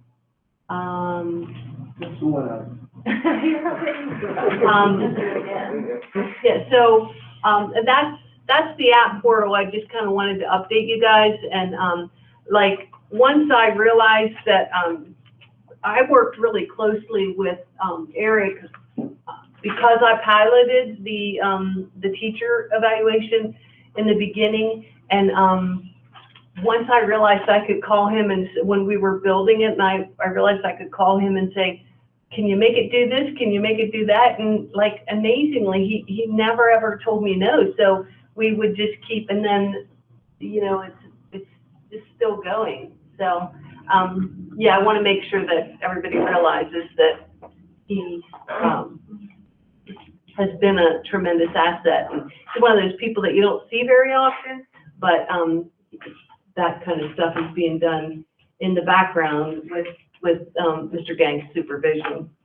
There's one more. And then the last slide, I'll just hand over to you. Well, you know, the first bullet, two different times in January of 15 or June of 15 and January of 16, while we were in the initial stages of the more of the implementation stages of the teacher evaluation, moving to the principal evaluation. You know, we did, when I was in Mrs. DeVore's role, presented this to the various board members at that time. But the whole process ties into the action plan because it's developmental and progressive in nature, and beginning with the teachers, moving to the principals, administration, and now support staff, and certainly how these changes and processes will you know, ensure that all our employees are held accountable for their roles and responsibilities within the school district. And I know that has been a goal of the board for me, and my goal for the school system as well. And I think ensuring that we're setting those goals that align to the goals of the school system and the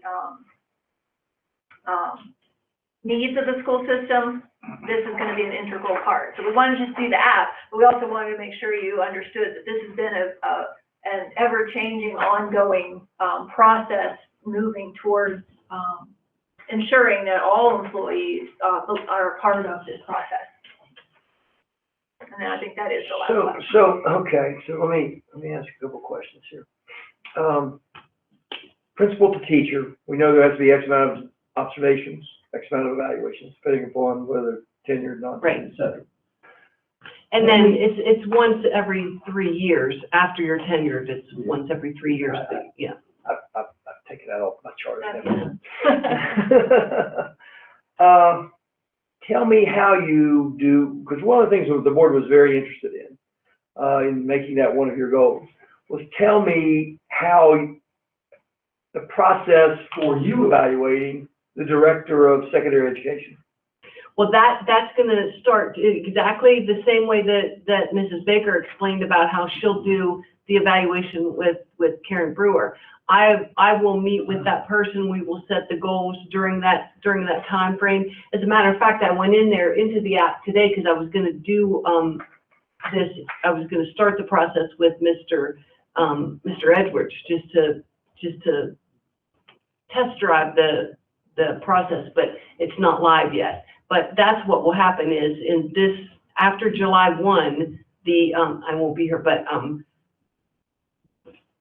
what will be the evaluation for Mr. Edwards this year? Of the old evaluation, the same one I've always used, the one I just said. To maybe give us an example of a goal that you might set here for a teacher or an administrator. Well, for example, I would sit down with Mr. Edwards and to be honest, what I would do, because I work with those folks so closely, you know, we meet constantly, and my first thing would be, I would ask, what do you think? I mean, unless I had specific concerns or specific goals from the superintendent to focus on, I would ask, you know, what are your goals this year? What are your, you know, we always refer to the big three ever since we had the big three, you know, that I feel like that's a good place to start. Like, what are your big three? What are your biggest objectives or goals that you want to accomplish this year? So I would it would start with a conversation. Yeah, what I'm getting at is, how do you make this more objective and not subjective? In other words, you can have a goal that, Well, the goals have to be, measure. yeah, the goals are going to have to be, a better teacher. well, the goals are going to have to be measurable, and we're all getting better at writing measurable goals. So if Paul were to say to me, I'm going to improve CTE programs, I would say, give me numbers, show me what you're going to do. What is it, you know, which specific CTE program or how many CTE programs? Into the evaluation. Oh, no. Yeah, see, that'll go through this goal setting process. It will be measurable. We will need to do some PD. I think that was in one of the slides. When we started the SLO process, the student learning objectives with the outcomes and objectives with the teachers, we worked with them on how to write them as measurable goals, so that when we were evaluating them, we could see if they met them. Some set them relatively easy, some set their goals very high. So then we started working with the principals to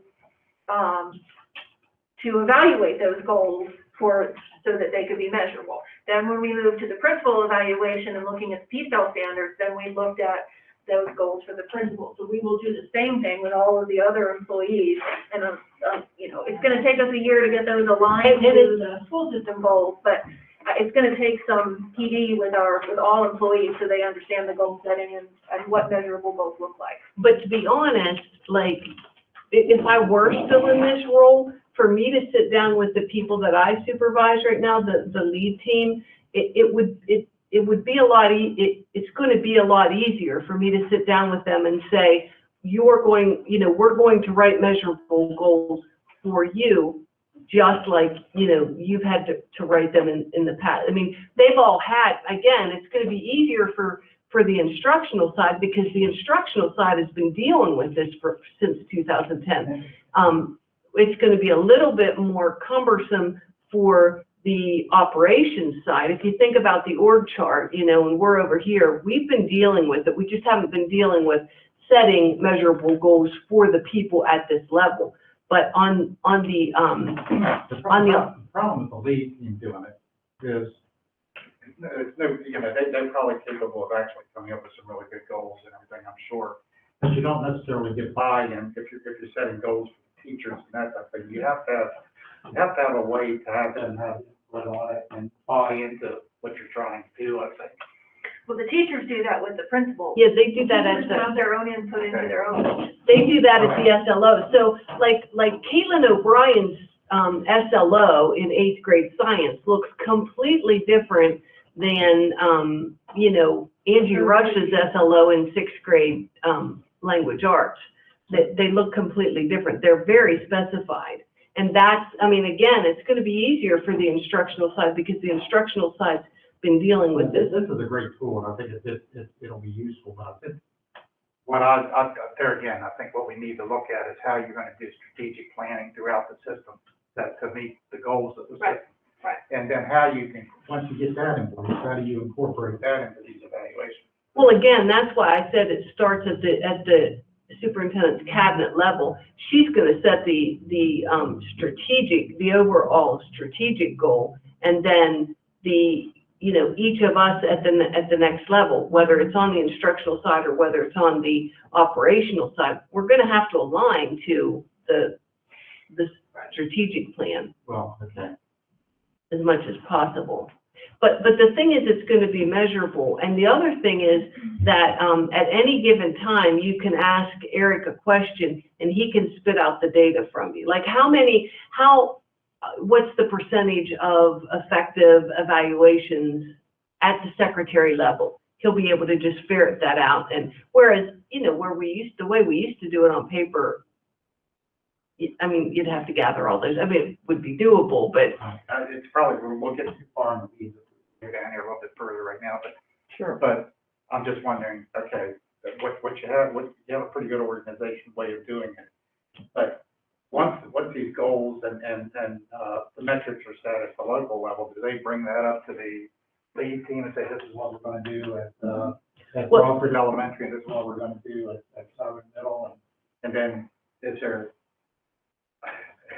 a process on how those metrics are set at the school level? Or is it just the principal telling the teachers? There's a school improvement team that's gonna set, there's school improvement team's gonna set their school improvement Yeah, goals. they'll be, just as teacher goals or Well, that's specialized. good. I mean, I just. School goals will be, but they will, you know, hopefully align with the system goals as well, but they will have to have some school-based goals based on their star rating or whatever we're using statewide moving forward. and we can use that, the way that Mrs. Wislowski is the one who kind of helped us build the template for our school improvement plans. Now I'll be very honest with you, this year, because of the situation we were in, we weren't at the state level, we didn't have to do a master plan per se because we had done the recovery plan. So we were still required to have schools do their school improvement plans, but we didn't drill them down the way we had done the previous year. But I feel sure moving forward next year that we will tie in we'll just add something to the template of the school improvement plan that incorporates the recovery plan, but then also the goals of the principal's goals for the school. So if you think about it, and the superintendent sets her strategic goals, then she pushes them down to at the cabinet level, and the cabinet level pushes them down to the next level, and so on. So that way, that's how the strategic goals for the whole county are going to get down to the individual level. That'd be great. That's great, but I think what's important is you articulate that in some type of a plan, put it in. That would help us, I think, make sure that you're meeting your goals. Right, exactly. Yeah. Okay, thank you. We appreciate it. It was very well done. Very thankful that we put somebody on board who can do that for us. Yeah. Okay, let's go to continuing business, comprehensive middle school ELA curriculum synchronization 6th through 8th grade. Good evening again. Last month, I was here to advocate on behalf of the middle school ELA team, which includes 6 through 8. Every teacher was on the committee. We reviewed Study Sync. Can I take this one? We reviewed Study Sync through McGraw-Hill, and I presented that to you last month. And then we let those materials sit for 30 days for public review at both middle schools and Long Meadow, per request from their community specifically. And they were also available online. There were no public comments other than one from Carrie Guthrie, who was an 8th grade middle school ELA teacher, who wrote I know it was in board docs, wrote a very glorified endorsement for the program. So I'm here tonight to ask your final approval for purchase of the Study Sync program, 6-year contract, digital print access for grades 6 through 8. Madam Superintendent, you want to make a recommendation? Yes, I recommend that we approve these materials. Thank you. I recommend that we approve these materials. Thank Ms. Guthrie for submitting her comments. Now, Mr. Gotfelder? I move to approve. Motion to approve, is there a second? Second by Dr. Paul. Discussion? Yes. Trying to think, how did we say we was going to pay for this? Was it through this year, next year's budget? Is that what it was? I'm trying to remember. If you, it's on the budget amendment. Yeah, okay, I was trying to remember. Yeah, I that's knew what that it it was was. last month, Yeah. yeah. It was not last month, it's coming up in a little bit. I mean, in our first discussion review of it, I had written down here this Yeah, we'd year. like to get them next for this week. fiscal year, so orders in fiscal year and get them ready to be in place by the start of the school year. Variance statement. Yeah. Any other questions? Okay. Those in favor of signifying, or those in favor of adopting the comprehensive middle school ELA's curriculum study sync, signify by saying aye. Those opposed, nay. Adopted. Thank you. And now I think you have the history government curriculum. Again, I was here last month to present the committee recommendations, which included, all high school social studies teachers. And we were advocating for a new world history program as well as, government, both from McGraw-Hill, as well as a U.S. history program through Sabbath, which was formerly, Pearson. And those materials sat on display at both high schools, for public review. We had one public comment that I think came through the board, that was shared this evening. Other than that, there were none. Ms. Baker, do you have a recommendation? Yes, I would like to recommend these materials. I'd like to address Mr. Henderson's comment. I think you did Sure, the same, yeah. We did employ the library when our schools were closed, but they were available for public comment. And one of the things to remember about the history and government is that they were reviewed by the teachers and they do align with the current standards, which is, I know it doesn't have everything. There are things that probably aren't exactly as everyone would want them to be, but they do align with the standards, and that is what we must buy. So I would recommend that we approve these materials this evening. Okay. There is a recommendation of the superintendent to approve the materials. Is there a motion? Motion to approve the history. Motion to approve it, Dr. Paul. Is there a second? Second by Ms. Benson. We can now have discussion. Questions about the history government curriculum? To the comments, I think, it would, if there's availability to use the library, because We we could do have certainly, extended yeah. hours, it might not hurt. Yeah. I don't think that's a bad recommendation. No, I don't either. I think we could certainly do that. And we have in the past. Yeah. Just this year was. Yeah, it's a, yeah. I just have a comment. Sure. Based on, discussions at the legislative committee, there's legislation this year to try to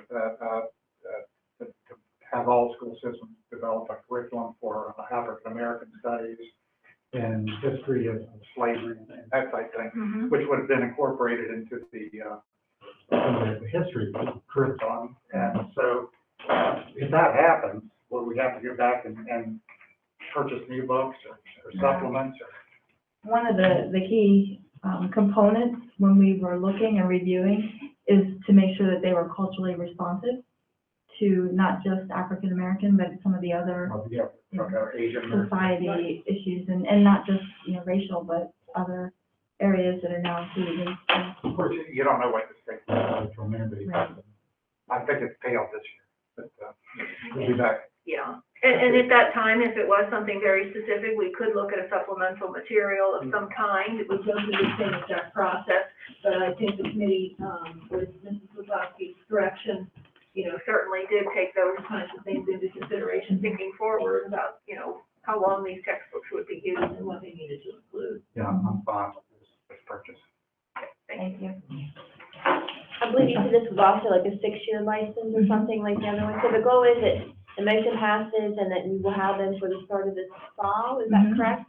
We would purchase them, we would process the purchase order tomorrow and have the materials before June 30th. I think that was one of the reasons that when it's done tonight. Yeah. To ensure that we do happen. Yeah. Everything is slower. And that would allow for professional development for the teachers and for them to have materials over the summer, to start day one next year. Another question? Okay, there is a motion on the floor and a second that we adopt the history of government curriculum as presented. Those in favor signify by saying aye.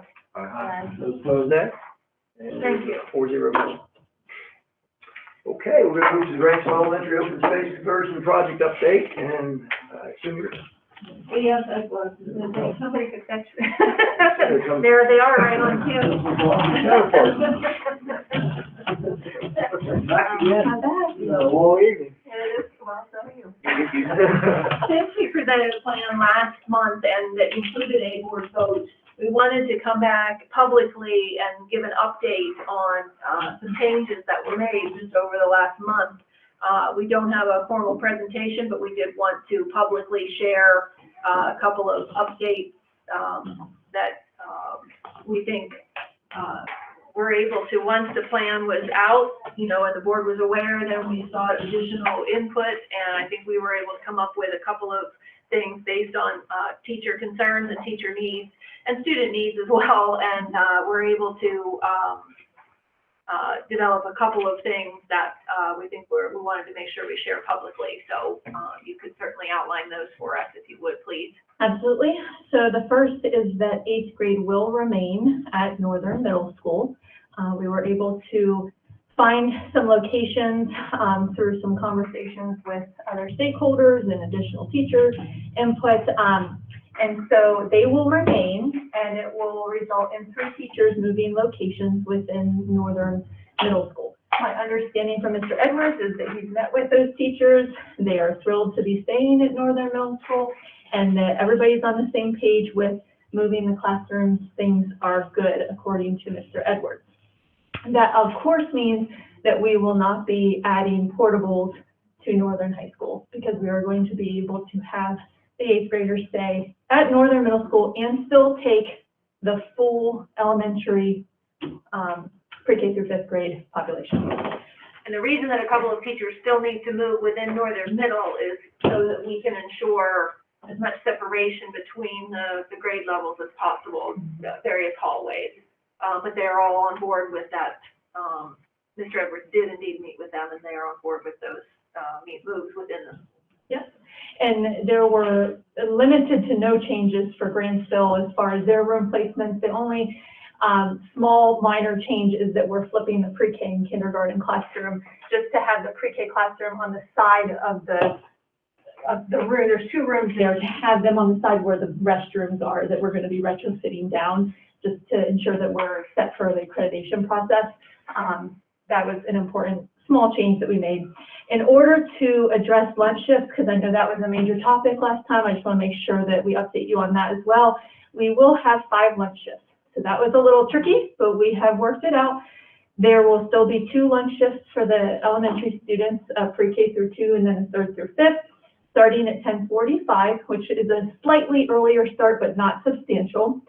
And then the 3 shifts for middle school will start thereafter, and the last shift will end at 1:32. We have had shifts end at 1:30, so there's a 2-minute difference there. So nothing extreme. And then another big important piece is that for Grantsville, there's a substantial amount of sorting and purging and going through years and years of curriculum and materials and supplies and just everything you can think of when it comes to what's in a school building that has accumulated over the time.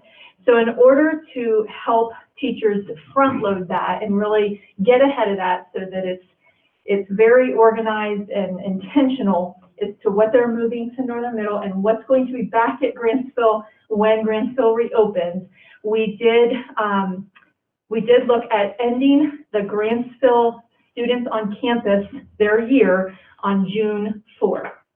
So at this point, that is pending state approval, of course, but we are not anticipating any concerns with that. We are planning on having the 7th and 8th be like send off to summer days, and teachers are going to be sending home activities for students to be able to do on those days. So there'll still be learning taking place on those days. So again, no concerns as far as that is concerned, but we do have to go through that process. And so the last student day on campus for Grantsville would be June 4th, which is the Friday before the last day of school. And then you got your 7th and 8th the following Monday and Tuesday. That would be the send off to summer days. That will allow teachers the additional time to really purge, sort through materials, front load, getting things organized so that later when we transition back, we're not going to need that extensive amount of time.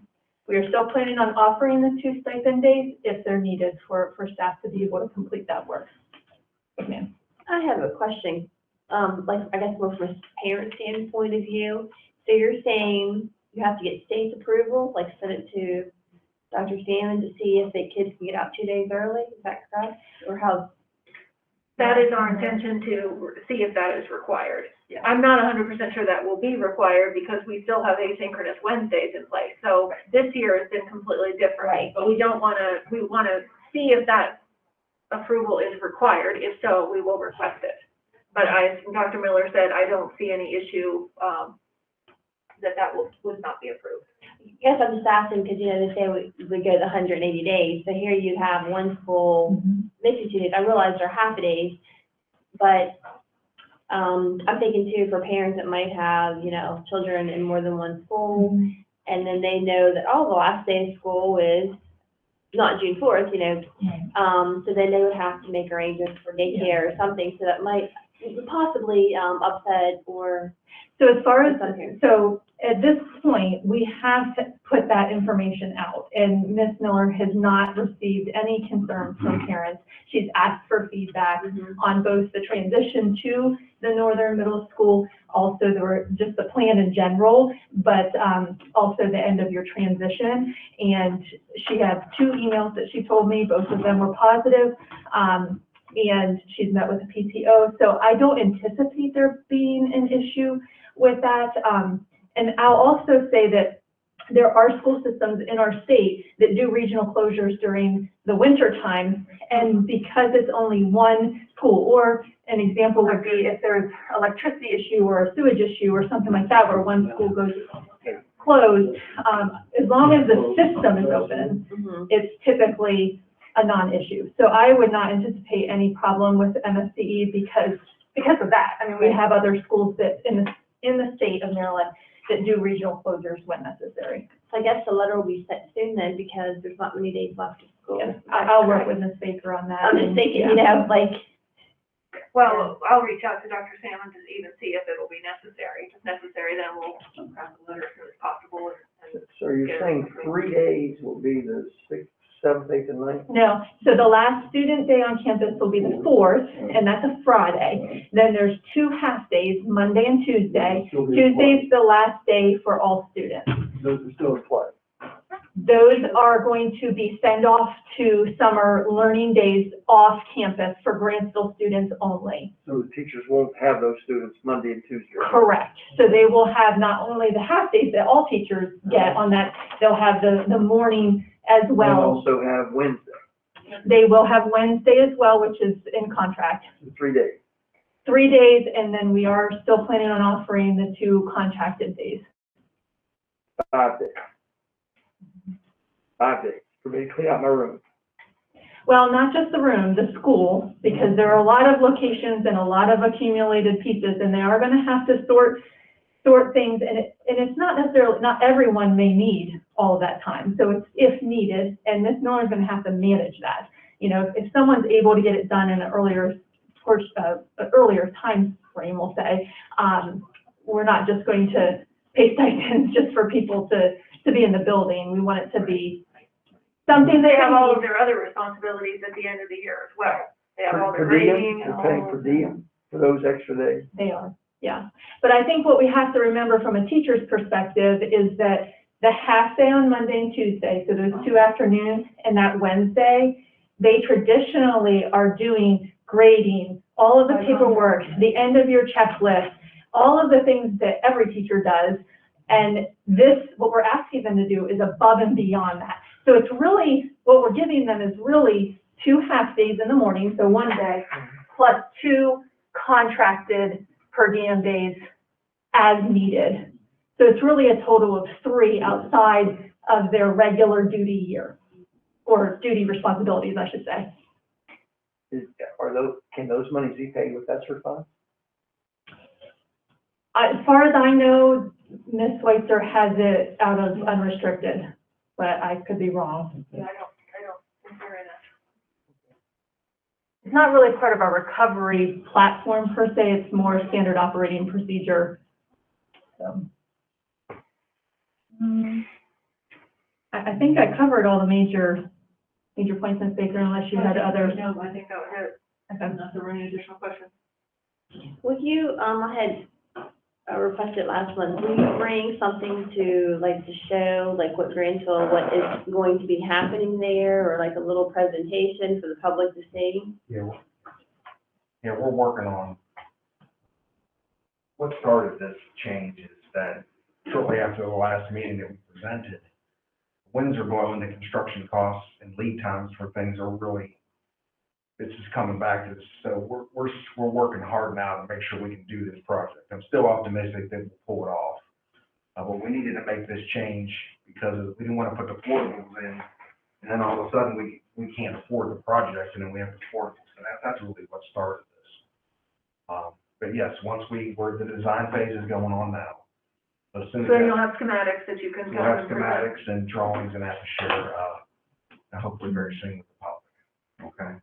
And I think it would be helpful to have all of the different bids, because as you recall from the presentation, there was a base and then there were like 4 add-ons.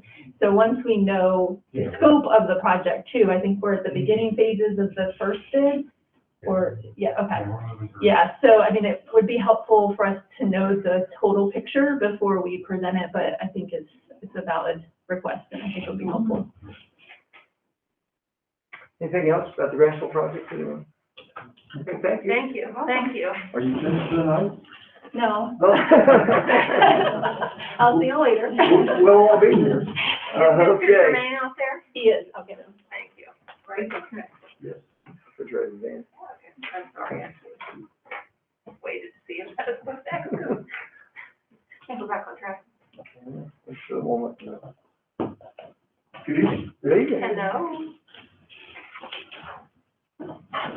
I'm here to request your approval on a refrigerated van bid. We were awarded a grant from No Kid Hungry, Share Our Strength, to purchase one.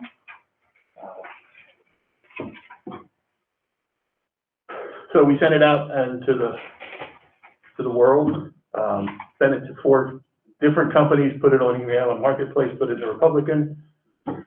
Received information back, and the recommended bid is for Mobile Cold Solutions for $67,734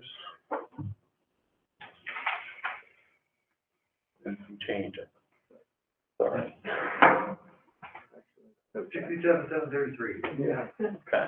Somewhere in there. So let's take your recommendation. Yes, my recommendation is, to use the grant funding, as written to purchase this refrigerated van to help Mr. Jermaine, enhance and improve his programs, through food service. Board recommendations or? Motion by Ms. Mansfield, second by Dr. Paul. Discussion? I do. How we utilize this, like, we use it through all the different schools, we like for your summer program, just kind of curious. Yes, all of the above. We currently have a refrigerated truck that we bought used a number of years ago, and it's getting near its end of life. So we will utilize that to move food from our central warehouse behind Southern Middle and from when we do things at Dennett Road out to all the schools. We'll use it in the summertime, either as a refrigerated van or just as a van. When we originally wrote the grant, it was last fall. We had hoped to do some home delivery of meals during this COVID time. If that continues, we may try to do some more of that. Just trying to utilize different vehicles. This one's an all-wheel drive, so vans are not great in the wintertime. So we thought if we could get an all-wheel drive, that would make it much nicer for the staff to be out in the wintertime. Keep the food cold. Yes, that's a requirement from the health department. Look like you could receive it soon then, if the motion passes? We have to wait a while. That's the big question, right? It'll be depending on whether they can find one that's already made, or they'll have to order it to be made. It'll be anywhere from 5 weeks to 15 weeks or more. So Okay. depending on whether or not they can find one that's already made and ready to go. As far as the Take temperatures down below 0, or is that refrigerated range? it's just 20. We don't go down below. With this one, we did not go down below. We didn't go to -10. but it's just for transportation purposes. But it will also allow us to pull it into a school that has a unit that's down, either refrigerated or frozen units, and maintain while that unit is being repaired at the school level also. That's good to know. Yeah, we ordered it, we specified shore power so that we could plug it in. Right, so you don't have, And just enough to there and run. Yeah. very good. Other questions? Okay, we have a motion on the floor and a second to, allow, the purchase of a refrigerated van, under the, use of, both the grant and operating budget. Those in favor, signify by saying aye. Opposed, nay? And 4-0 vote. Thank you. And I hope you get it sooner than later. Me too. Summer's coming and Right on that. we're trying to Okay, make Mr. things. McCloskey, the Southern Northern Electronic Sign Project. Thank you. It is the current, exterior marquee signs at Northern and Southern don't function correctly. We tried to fix them, seems like moisture is the problem. So it, just come to the point where it's the best course is to go ahead and replace them. So in front of you tonight, I'm gonna ask that you award, Kenny Signs, the package to install the signs. I provided some pictures along with some literature with that, to start June 1st and complete by June 30th, with the budget transfer funding that was previously done, in a board meeting. Okay? Are you showing on both those signs that you can replay video on them? Or is that just a picture one picture that's on there? That's what I've been, yes, we can play video on them. But I can check on that. I've been told that from the sign company throughout. I mean, that's really neat if you can. There's a lot of great video things that you'd be able to play on both those signs during the course of a school year. Yeah. Why does it cost 10,000 more to do Southern as opposed to Northern? Southern, we're Just a bigger sign. yeah. Northern, we're just replacing the video boards within the actual structure. At Southern, we removed the structure today. We're gonna put a new cabinet up in the back. The wood was rotten and everything on the backside, so it just made sense to put in that nice. But everything's good at Northern. Everything's good at Northern, except for we gotta replace the sign. So that was my question. When I looked at the picture, like the bricks underneath of it, like are they changing them too? Like what, one just on at Southern? Is it, No, that's all staying. that's staying there, okay, so I wasn't sure. Yes. Okay. Yes, but that So the will base of it that you Yes, see that all with the stays. writing will be the same, okay, stand the sign behind it. okay. That's what I wasn't sure. And in Northern, we use the same pedestal, but we just put the new sign in there. Okay. How are you addressing the moisture issue on both? These are expected to be sealed tight. Is one of the things that I went into with Kenny Signs to make sure, because that was the problem with the previous ones. So I have their assurances, we have a 5-year warranty with it, as part of the package. They're a local company in Melville. The problem was it was raining on them and it was getting in. Yeah. Was that the only bid?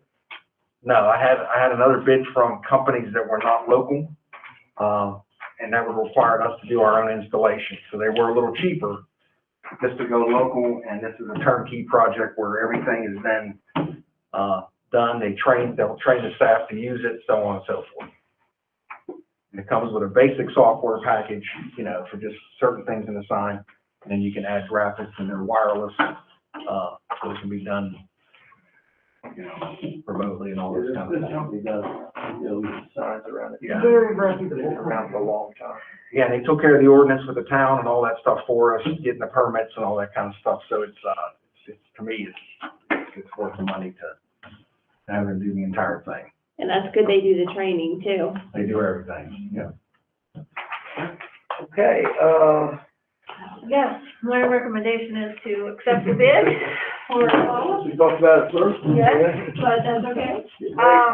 I will add that, both principals are very excited to, move forward with these, projects they've been asking for a couple of years when they've been on and off. They, talk about, they recognize partners, they recognize outstanding students, they do all kinds of, PR for their schools. And so my recommendation is absolutely to, move forward with these two projects. Yeah, is there a motion to approve? So move on. Second? Second. Jason? We've already had the discussion. Those in favor of the, motion, signify by saying aye. Aye. Those opposed, nay. And Thank you. we'll get those orders. They will be very happy. Thank you Yeah, very this will be much. very nice for us. Okay, still coming?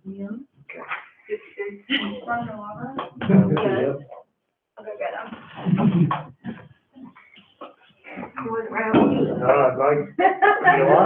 You were going, when you retire, next time, you don't have to be on cue any longer. Someone will come and get me from somewhere. Wait, not even showing up tonight. Well, he was here earlier. Oh, my.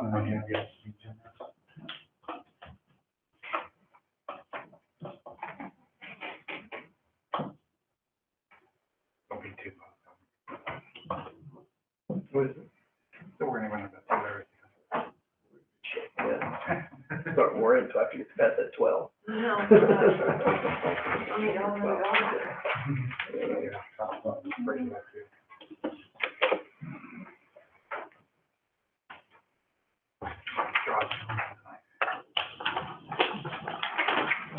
All right, welcome, Dr. Longer.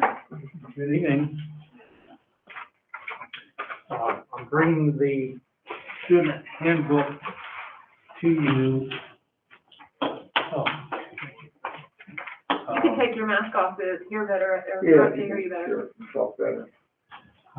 For information this month. And we didn't make a lot of revisions, but there was a change that we discussed. The MSDE, about every 5 years, will revise the student records manual. And that's the guidance of, it has all the different codes in for attendance, for disciplinary codes, enrollment, withdrawals, all that's in the student records manual. And it seems like every time they revise that, they revise definitions of attendance. And they did that again this time.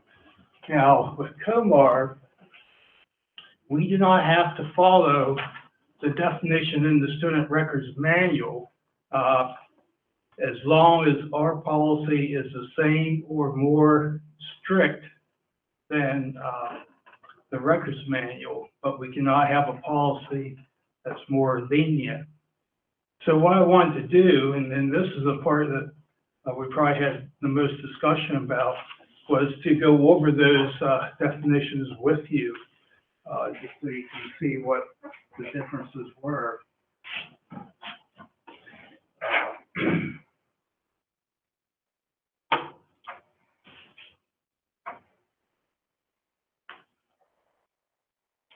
Okay. So I'll compare our definitions with the new definitions from the state. A student is counted present for a full day if the student is absent no more than 1 hour of the school day. And that's what our current procedure follows. The example, this is what's in the handbook. Okay, in the records manual, for what they call full day attendance, the student is attending instructional program approved by the state, local school system, and or school for greater than half the school day. So we're saying they cannot be absent more than an hour to count for a full day. And basically the records manual is saying that they could be absent up to a half day.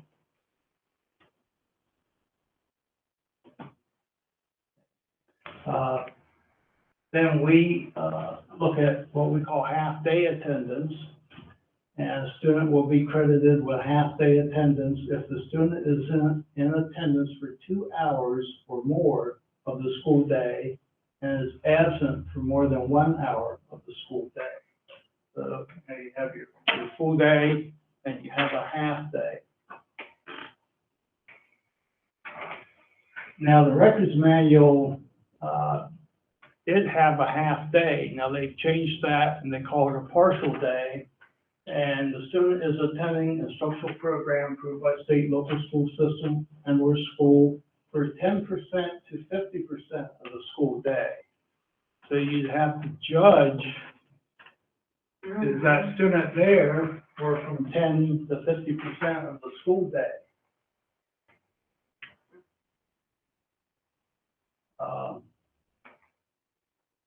We said that students count absent for a full day if a student is present for less than 2 hours of the school day. It would be counted absent. If they're up to 2 hours, still would be absent. The records manual now says the student is not physically present on school grounds, not participating in instruction or instruction-related activities at an approved off-ground location for less than 10% of the school day. Again, they're now using percentages.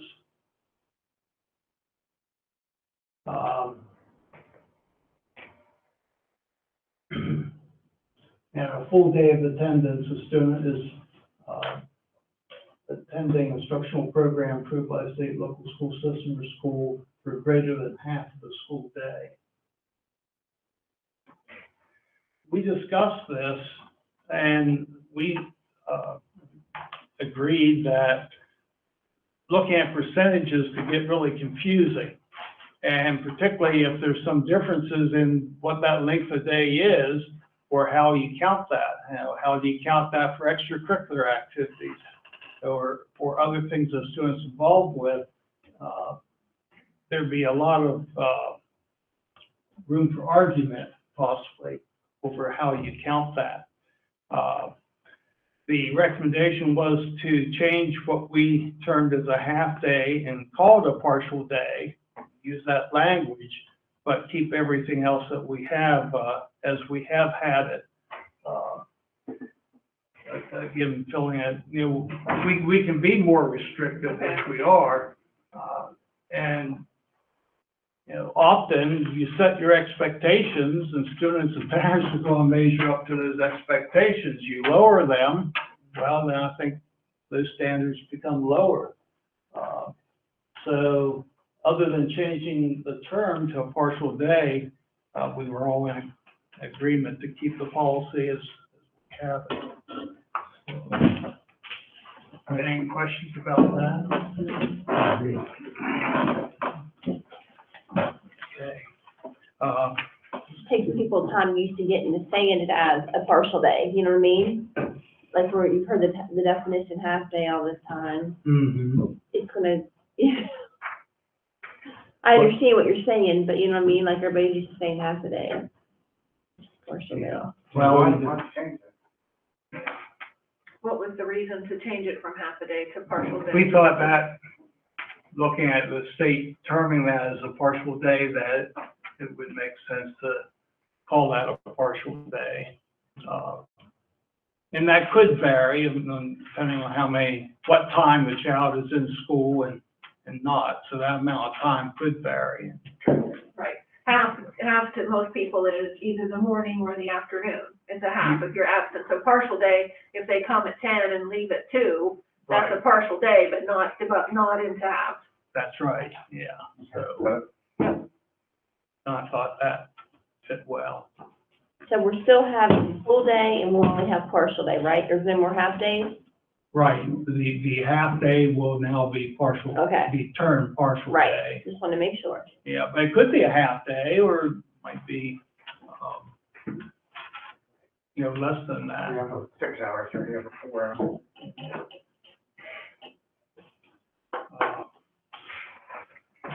A lot of the other changes were just updating, changing dates to, for the new year. Table of contents, it was updated, and then probably will be updated again once it's ready for printing.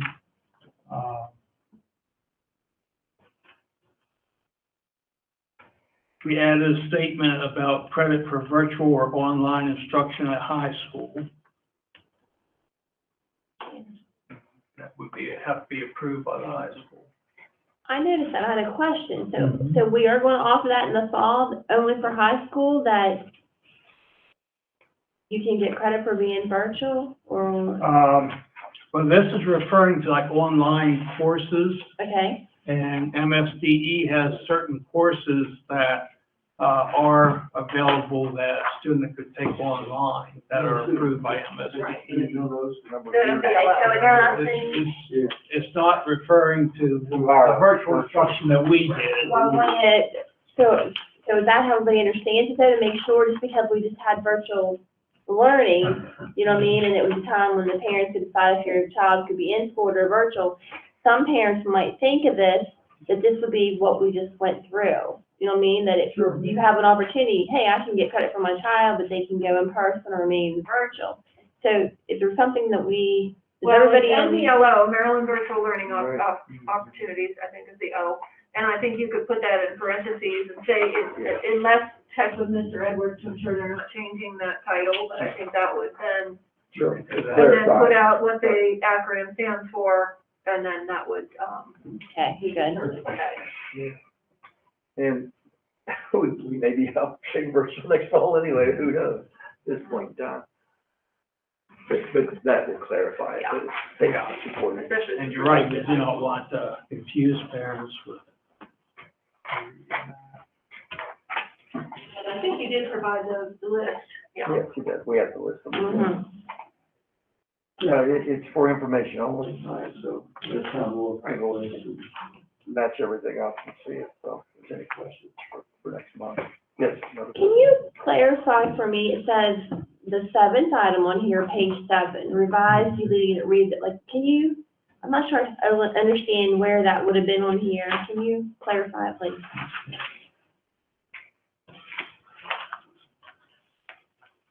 In terms of priorities,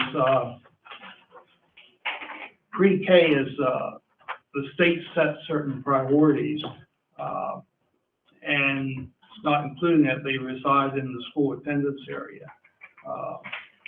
There's other selection criteria that the state addresses. So we can't say that's going to be our priority when the state sets other priorities for enrollment in pre-K programs. So where do I find that on here? Like, are you saying that we just deleted that whole line then, right? We revised it.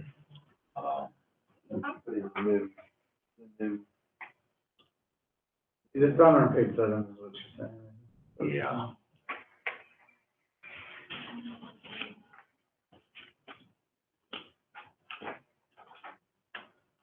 Yeah, that's not dealing with the pre-K on. Okay, well, that's what I thought, but It must be the. okay. So it's to do with the pre-K, we're saying then.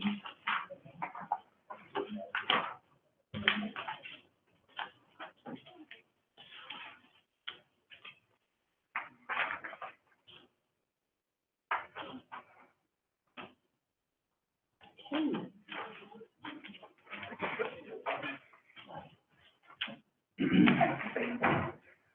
Yeah.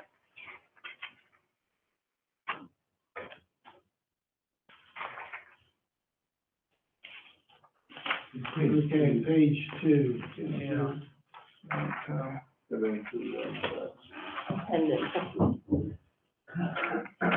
Okay. Maybe it was my writing. But, yeah, on page 2, about the middle of the page, after the pre-K piece.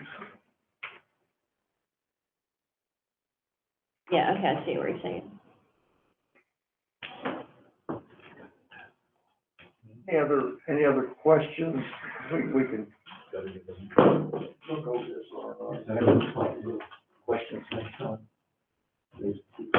Everybody was, witching hour. Understanding. Give me that time. Jason broke down. Any other questions for Dr. Lawver? We'll let him go, and we've still got some other people who need to present here tonight.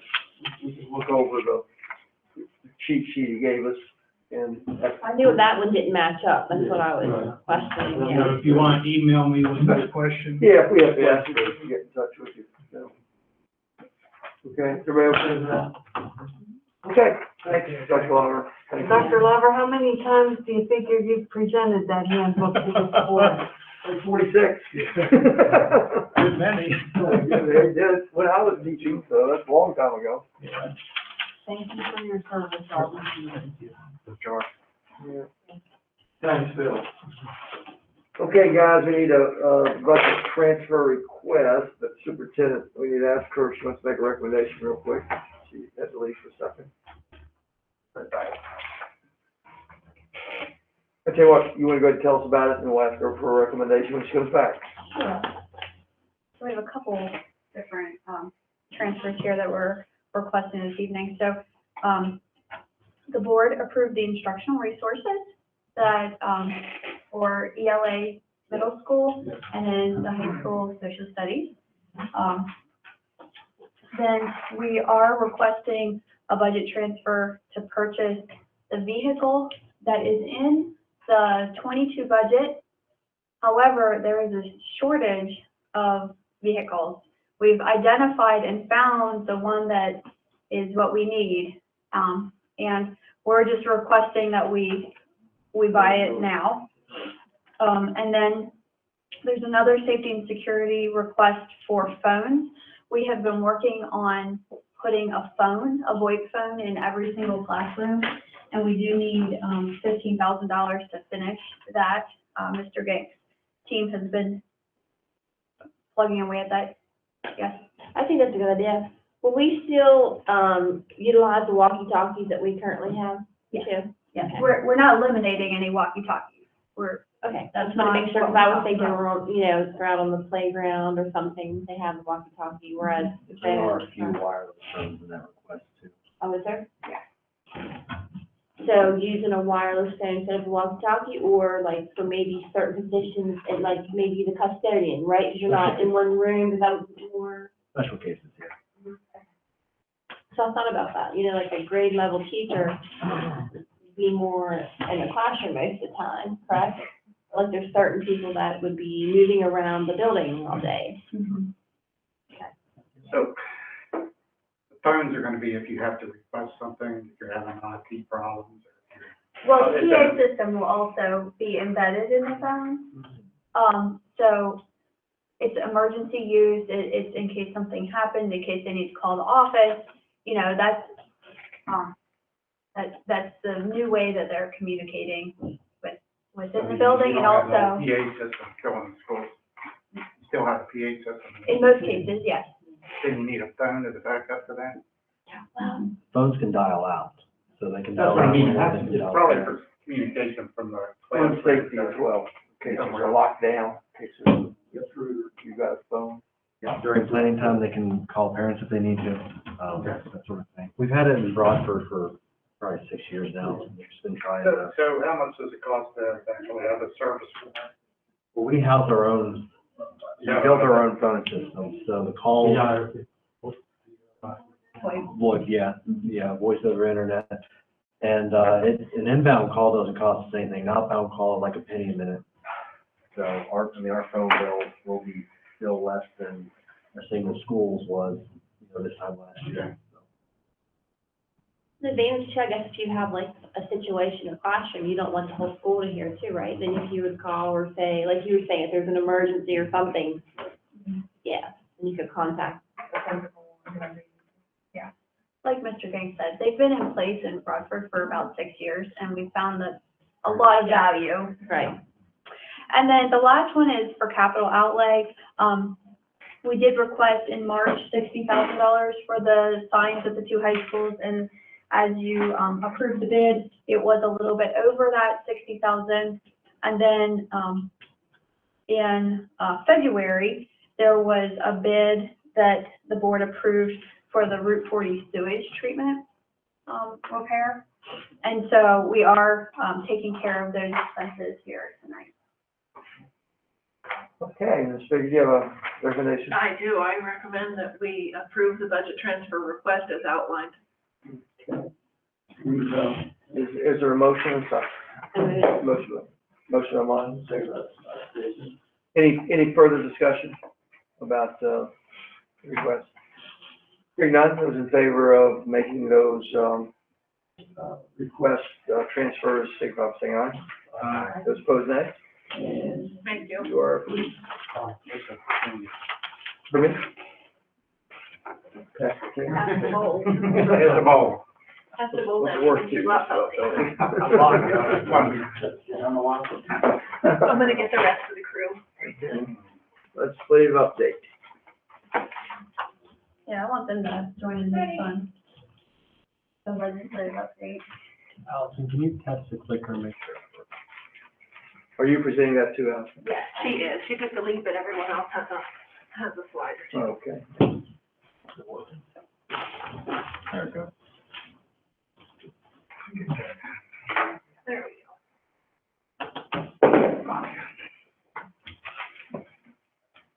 Tonight, you have the pleasure of a lot of members of cabinet here. And as you can see, the legislative topics really hit all of us. You know, they hit the business side of running a school system as well as the programmatic and the compliance. So, the highlights for us and what we're really looking at are the blueprint. We're looking at school facility updates that we've seen. There's more and more stuff coming out about student health. And we did have a couple wins this time. Sorry, I'm used to going like that. Okay, so the session opened with an override of last year's blueprint for Maryland's future. So that left a lot of us wondering what that means. There were a lot of timelines in that legislation that had to be revised. So, but the big point, the overarching points of the blueprint are that you're likely going to see 3-year-olds in pre-K sometime soon. Dr. Willison's presentation on the National Board Certification Program hopefully will be expanding and become more robust. We're looking at new and innovative ways for CTE to be embedded and accelerated, as well as additional resources for all students, especially our struggling, our specials, farm, EL, and special education. And then, of course, they're not going to change all of these things and provide all these resources without adding some accountability measures. So. You know, that accountability board is gonna be set up this summer. Yeah. And so we'll have new requirements that the school, you have to not only meet MSDE guidelines, you also have to meet the new accountability board. Exactly. I just have a question, one thing you said, I know you don't have all the answers, it's new, but you said possibly put 3-year-olds in pre-K? Yeah. Does that mean maybe if your numbers aren't up with your 4-year-olds? It will be required. That we will have to offer? We will be required to offer a certain number of spots for 3-year-olds. So does that mean we might have to eventually add another pre-K room or something somewhere? We'll have if to our evaluate numbers- that. Yeah, we'll have to evaluate that. And we'll have to see what the funding looks like. We'll have to see what the need, what the interest is. So, it's not gonna be this school year. Right. But obviously, that's something that, along with all the strategic planning and all of the recovery planning, we have to embed these, this timeline of implementing the blueprint. Then I'd be curious, would they be expected to ride the school bus? Would you have to provide other transportation? No, they'll be expected to ride the school bus, and Mr. Wazlowski is all over that. I don't know where he is, but he's back there. There's Yeah. seats on your parents' school bus.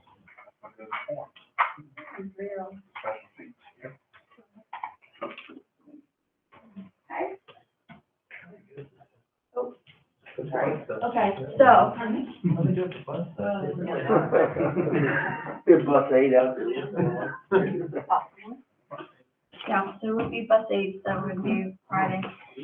So a lot of logistics with that. But, so then, in order to tackle the timeline issues that we were seeing, there was a Kerwin 2.0, or a revision bill, if you will, to help with the timeline. It pushed some deadlines out about a year in general. There was a little bit of additional funding through the foundation programs that's front-loaded a bit.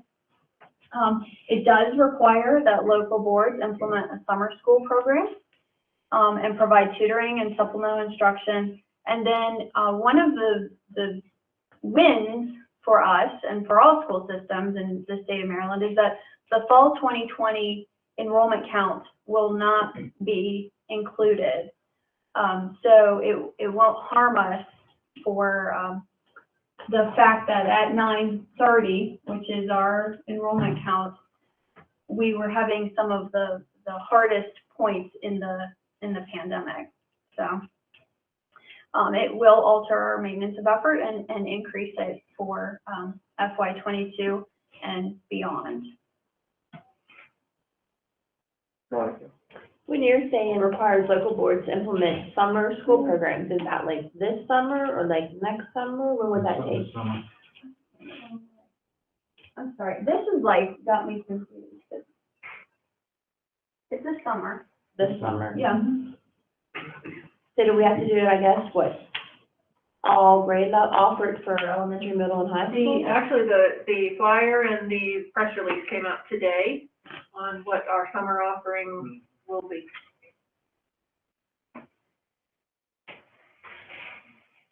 For the summer. And so you're tutoring, I'm just, so I understand. Is it tutor during the summer, or is it tutor, like, when would you offer the tutoring then? During the school year. Okay. So starting this fall then, correct?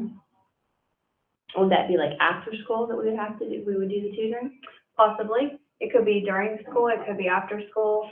We already have funding that we use for extra small groups, that we've been receiving as part of the Little Kerwin.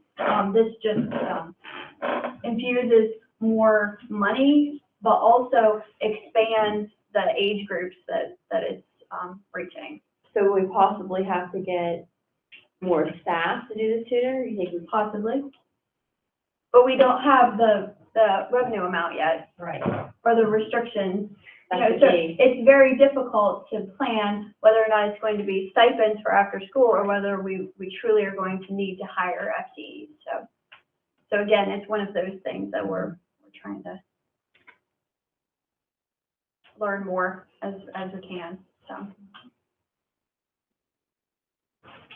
Okay, so state aid, and state aid for the capital budget.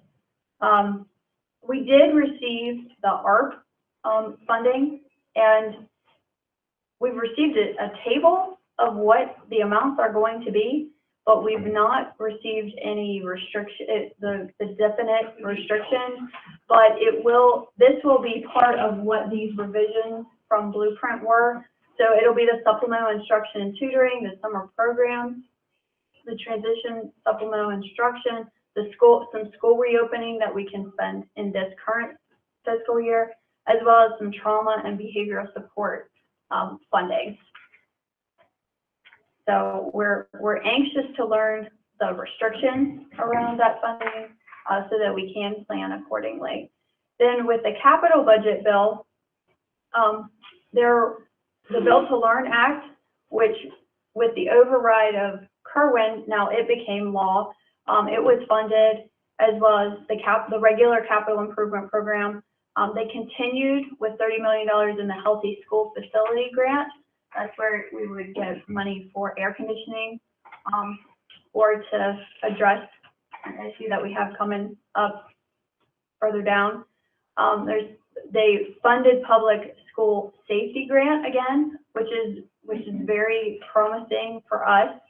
We've been able to get a lot of training, mental health training, as well as some physical safety improvements in our buildings. And then it's always nice to have the Aging Schools program continue.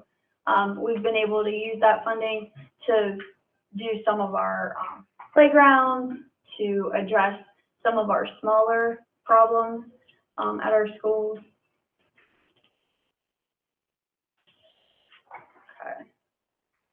So then with respect just to school facilities, here's the Built to Learn Act. Again, it was null and void until the override of Kerwin, this legislative session.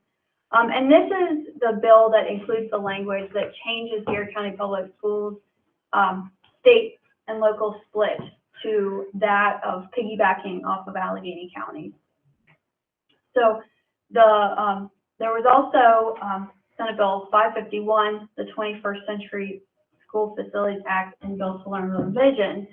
So the revisions with this, one thing that we are going to need to pay attention to, and Mr. Wieslowski and myself have been in very close communications with our IEC partners, is the state and local cost share formula and reducing per pupil costs and total cost of ownership have been tasked for that funding group to really delve into. So we're going to really need to follow the work group, follow the recommendations. They are in the process of evaluating every single facility in the entire state of Maryland, and then they'll all be rated against each other and then published. That'll be later in the fall. So we will have that data, and they're actually planning to be here in the next couple weeks. They're here. They're here. Okay, they have arrived. They are here, and they are very detailed. 6 o'clock every morning. So like, do they look at Hickory and all that too? Every facility. Even our, do they come here too, and like Dennet Road facilities, or just the school where the students are? Okay. But our 90-10 match is good for 2 years. Yes, at least. Yes. At least. I think it's significant on 551 that they added language that actually held that same cost formula to architectural and engineering. Right. Which could save us a lot of money. Right. So when will you get the results of what they're doing now then, you said? Like they've been here so long, when will they give you like a report, I guess? They're saying within 30 days we should have our report. On all of our facilities? Yes. Boy, they're real thorough and fast then, aren't they? Well, they're doing every single school in the whole state, so right, they've got a right. system down. But all of those documents comparing won't be available like fall. We'll have our report, but we won't know how we compare across the state until much later. So then possibly June or July, you'll bring them to a board meeting then? Would they say about our facilities? I would think we would use them in the CIP process. You know, just some guiding documents. It would be interesting for us to see what, Oh, absolutely. to share with us, Mhm. what they found out. And then the last one concerning school facilities is the SB 548 with the drinking water outlet. So this basically redefines elevated levels of lead to the 5 parts per billion.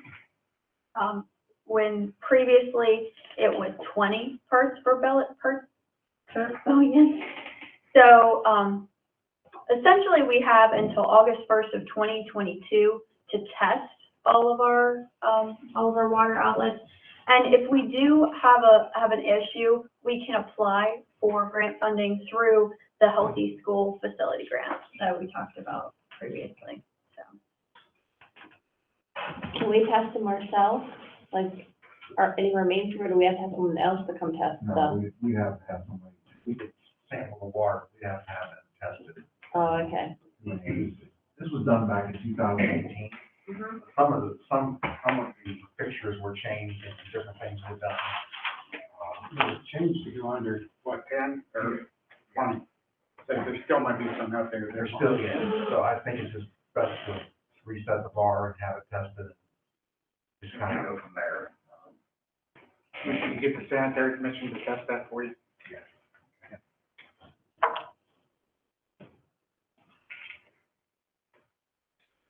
Okay, so we're gonna leave maintenance and facilities, and we're gonna go to HR. And so this is a bill that was basically a fix or a help to all of our HR departments across the state. It allows the school system to hire an applicant for 60 days while we're getting the background checks, so that it doesn't delay the need to fill positions that we're having issues with. So it doesn't change anything about the philosophy of the prevention or the background checks. It doesn't allow a waiver of any type. It just provides a little bit extra time. So that was something that Pazam and May were It's happy. not necessarily background checks, Allison, but you have to contact all former employees to see if anything happened that wasn't reported on as a criminal. Right. And so it takes a lot more time to do that. So this was a really important fix, I think, for us. Dr. Wilderson, did you? That's correct. And another fix to this was that, employees had to go back 20 years before. Now they base it on 10 years. Yeah, a lot of Yes. And it allows you to share that information too, if you're an employer. There's actually a database, and that will save. Okay. So now, there was a student health bill that we're, all over. So we currently provide, supplies in all of the nurses' offices, the nurses' rooms for, girls. But we do have a plan in place of where all we need these dispensers, and there is grant funding, tied to it. So as soon as we have a process for reimbursement, we will pull the trigger on that. And again, it doesn't have to be, implemented fully until 2025. Okay. So now we're moving to special education. And you all know that there are always a lot of special education interests. And we're always watching to see what gets through and what failed. And Dr. Mangus is always on top of it. So the first one was Senate Bill 300, House Bill 714, the Learning Continuity Plan requirement. So this will require every IEP to have basically like an emergency plan, like how you have a off-site backup for your server. It's kind of like that, so that every student with disabilities has a plan in place in case that school or instruction is missed for 10 days. So Dr. Mangus has a plan in place of how she's going to systematically work through that. So that was something that came out of our COVID situation. Then we have the education evaluations, the SB 371, House Bill 716. And this requires the public school system to cover expenses for parents for specific services if we do not uphold certain portions of our bargain or whatever. So basically, if we don't respond to their request, and they can prove that, if we don't hold a meeting once we acknowledge the request within a certain time period. So I don't know that we're really that concerned about this one. Dr. Mangus? So parents always have the right to an individualized education evaluation, so they can seek reimbursement through outside of the school system. It's very rare that we have that. It's usually if they don't agree with our assessment or there's a conflict, and usually we resolve all of that internally. So I don't foresee this being a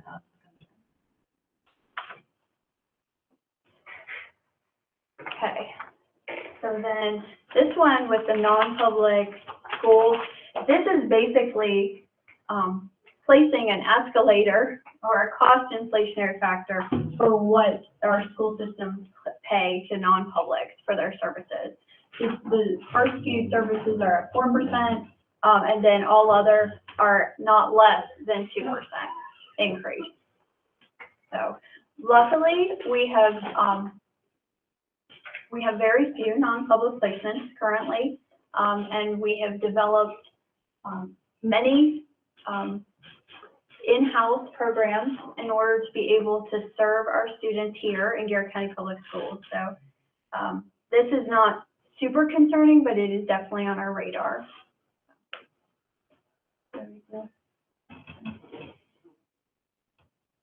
Okay, so student transportation. We talked about this with our state representatives at our legislative virtual meeting this year, and it did go through. And so this allows, local school systems to use vehicles other than buses to transport students. So we don't have to drive a huge, big yellow school bus for 2 students to go to Skills USA. So that was great. The problem with this bill is that it requires regulations to be adopted. Yes. And that, it can take years to get regulations adopted sometimes at the state. Hopefully, there's a process in place so we can get this pushed through quickly. Yeah, I'm on the committee for that, and, we've met twice already, so, I think with Dr. Salmon changing, that's, I think, where that could cause, we're not sure how that, What impact that will have. what impact that's gonna have. And then the regulations can be very restrictive too. So I'm glad you're on that committee. Yeah, and it's, a lot of different areas of the state are being represented, so it's kind of hard to, and then to understand what we go through in Garrett versus, we just gotta work through it. So the vehicles that we own, like, was it the Durango or whatever, would they fit, they could be used as category for these? Yes.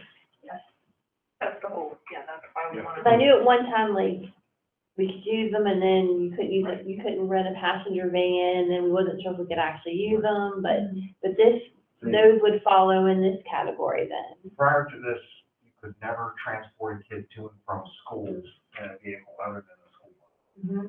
But we could ask permission from the state superintendent to use vehicles for the extracurriculars. Now, this allows us to not ask that permission, just use that. So we could, I don't think we ever would in Garrett, but we still stick with the school bus for the to and from. Right. But this is really geared for us to continue our extracurricular and athletic, transportation, without going through that process, under their guidelines. Our intention for to and from school is always a school bus. Absolutely. The safest way. However, if you look at number 4, children in foster care, there are very few foster families in Garrett County. Sometimes they have to place a student in a northern end home, and it's determined the best interest for the child to stay in their home school. So maybe one child, or we might be able to use something for part way as a different means of transportation. That's just one example. But our goal is always to use a school bus.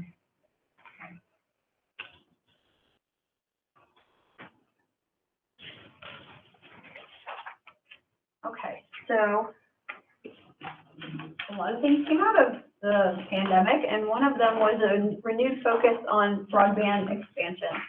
So this bill established the Office of Statewide Broadband, which used to be the Office of Rural Broadband. They realized that even in the big cities, people don't have internet. So that changed that focus. Did you have anything? No, I think if anything, what we can maybe expect to come of this is more things like the hotspot grants that we got this past year, because that came from the Office of Rural Broadband. I think it's kind of a rebranding and refocus on the kind of digital divide that we have in the state. In the urban areas, it's more of a cost. Cost is the factor that prevents people from getting internet. Rural areas is availability. So we're focusing on both areas now, I guess. So we don't want to leave food and nutrition services out. So there was legislation on that as well. So right now, there is a waiver in place, and we're being told that we need the waiver for the solid waste management. However, if this should change and the waiver doesn't come through, we believe that there could be a pretty significant financial impact for. I don't think we have to worry about it. I don't think we do either, but it's out there. Yeah. They're never gonna set it low enough that it's gonna impact us, I don't think. Right now, the waiver covers almost every school in the state, but, And so even if the tonnage is reduced, I think it'll still be under in the future. That's the hope. I mean, unfortunately, we have absolutely no idea what it actually is, so we have to do some testing. Well, it's not, That's what they said in the main call. yeah, Yeah. but they said in the main call, we wouldn't have to worry about it. Sorry. Yeah, now you gotta worry about If we say that, yeah, then we. Start worrying now. Well, even if it doesn't take it, even if they do start impacting schools, you better believe it's gonna start with the ones that are Oh, yeah. used. Yeah, sure. It makes sense. What would you have to put up a little, fence and put the food waste in it? I mean, it wouldn't mount much at some of our schools. Some of our schools, no. But others, it would definitely be, something that could get wet out of hand really quickly. It's not something you can just lay around. Well, it'd be a nightmare if you have to do it. Yes. What's interesting, because in our May meeting, they didn't say, don't worry about it. They were like, keep an eye on it. They said it wouldn't impact even the largest schools. Yeah, that's what they said at the legislative meeting. Oh, good. Okay, so Just Bill, keep an eye on it then. yeah, we'll keep an eye on it for you. How about that? I'll let you know if it changes. So the bills that failed, virtual education days in Garrett County. It did not, it didn't fail, it just never went for the vote in the Senate. Primary and secondary education requirements, SRO and school security employees. This is a good one, the special ed judicial action. That has been up how many That's come up years? many times. Yeah, so, that's sort of like a time. And then also the early literacy and dyslexia practices. That'll likely be back. So we'll be watching those as well. Just a couple others. One was gonna require the Senate to confirm the state superintendent. Right. That failed. Yeah. There was another, piece of legislation that required the state board to meet certain criteria, much like Baltimore City does, that you have to, you had to fill a certain The spot makeup on. of it, right. So that failed. Yeah, but I think the SRO bill was significant. There was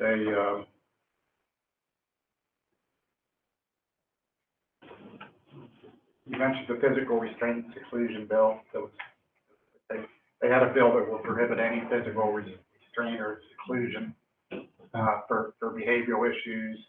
That was a big concern. Concern. Much of the school system's use some type of That kind of thing. That failed.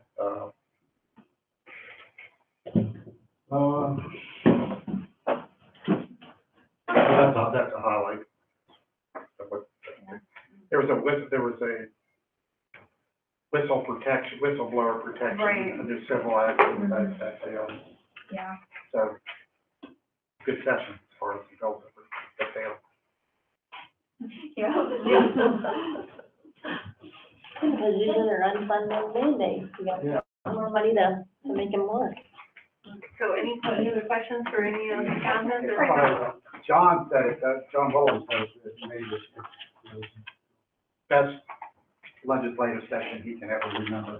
Everything that we really wanted to pass, and everything we wanted to basically not pass. But that's it. It really came down, the legislation really came down to the side of school systems. And the big thing was the funding. It's something, that is an incredible amount of funding, as I said earlier, that we're set pretty good for the next number of years, as far as at least at the state level. Well, and the capital funding. Yeah, You the know, capital funding. The capital funding is huge, and the fact that they continue to fund the Healthy Schools Initiative, the School Safety Initiative, that's really. And then looking back 2 or 3 years ago, I don't think any of us dreamed that this would have happened. All the things that happened in this session. A lot of things happened after the years out of them bringing education ever. You know, what, just last year, 2 years, we said, how is anybody gonna afford the blueprint. I mean, it's gonna be impossible. And, somehow the state the budget crisis didn't materialize, and they got a lot of infusion. Any other questions? I hate to keep those folks any longer than we have to. It's getting pretty late. I just have one quick Yes, question. ma'am. Go ahead. I'm thinking about those 3-year-olds you said. So does that mean that they would be in pre-K for 2 years then? It would be in pre-K for 3-year-olds? It's not mandatory. Yes, it would be Right. like a pre-K classroom, and then it would be a pre-K classroom, so it wouldn't be like a bunch of kids all mixed together. Right. Pre-K 3 is what we would call it for the next year. They would be in, they'd have separate teachers, or they'd be intertwined maybe with 3-year-olds? I know it's still not definitely, we'll have to figure it out. I mean, we'll have to evaluate that and look at our, Then I could literally, we did have a 3/4-year-old program for it, so when I was working on so you have the info. that model. Honestly, I feel like there's going to be bigger community action, so I guess this is. Possibly an opportunity for us to support it.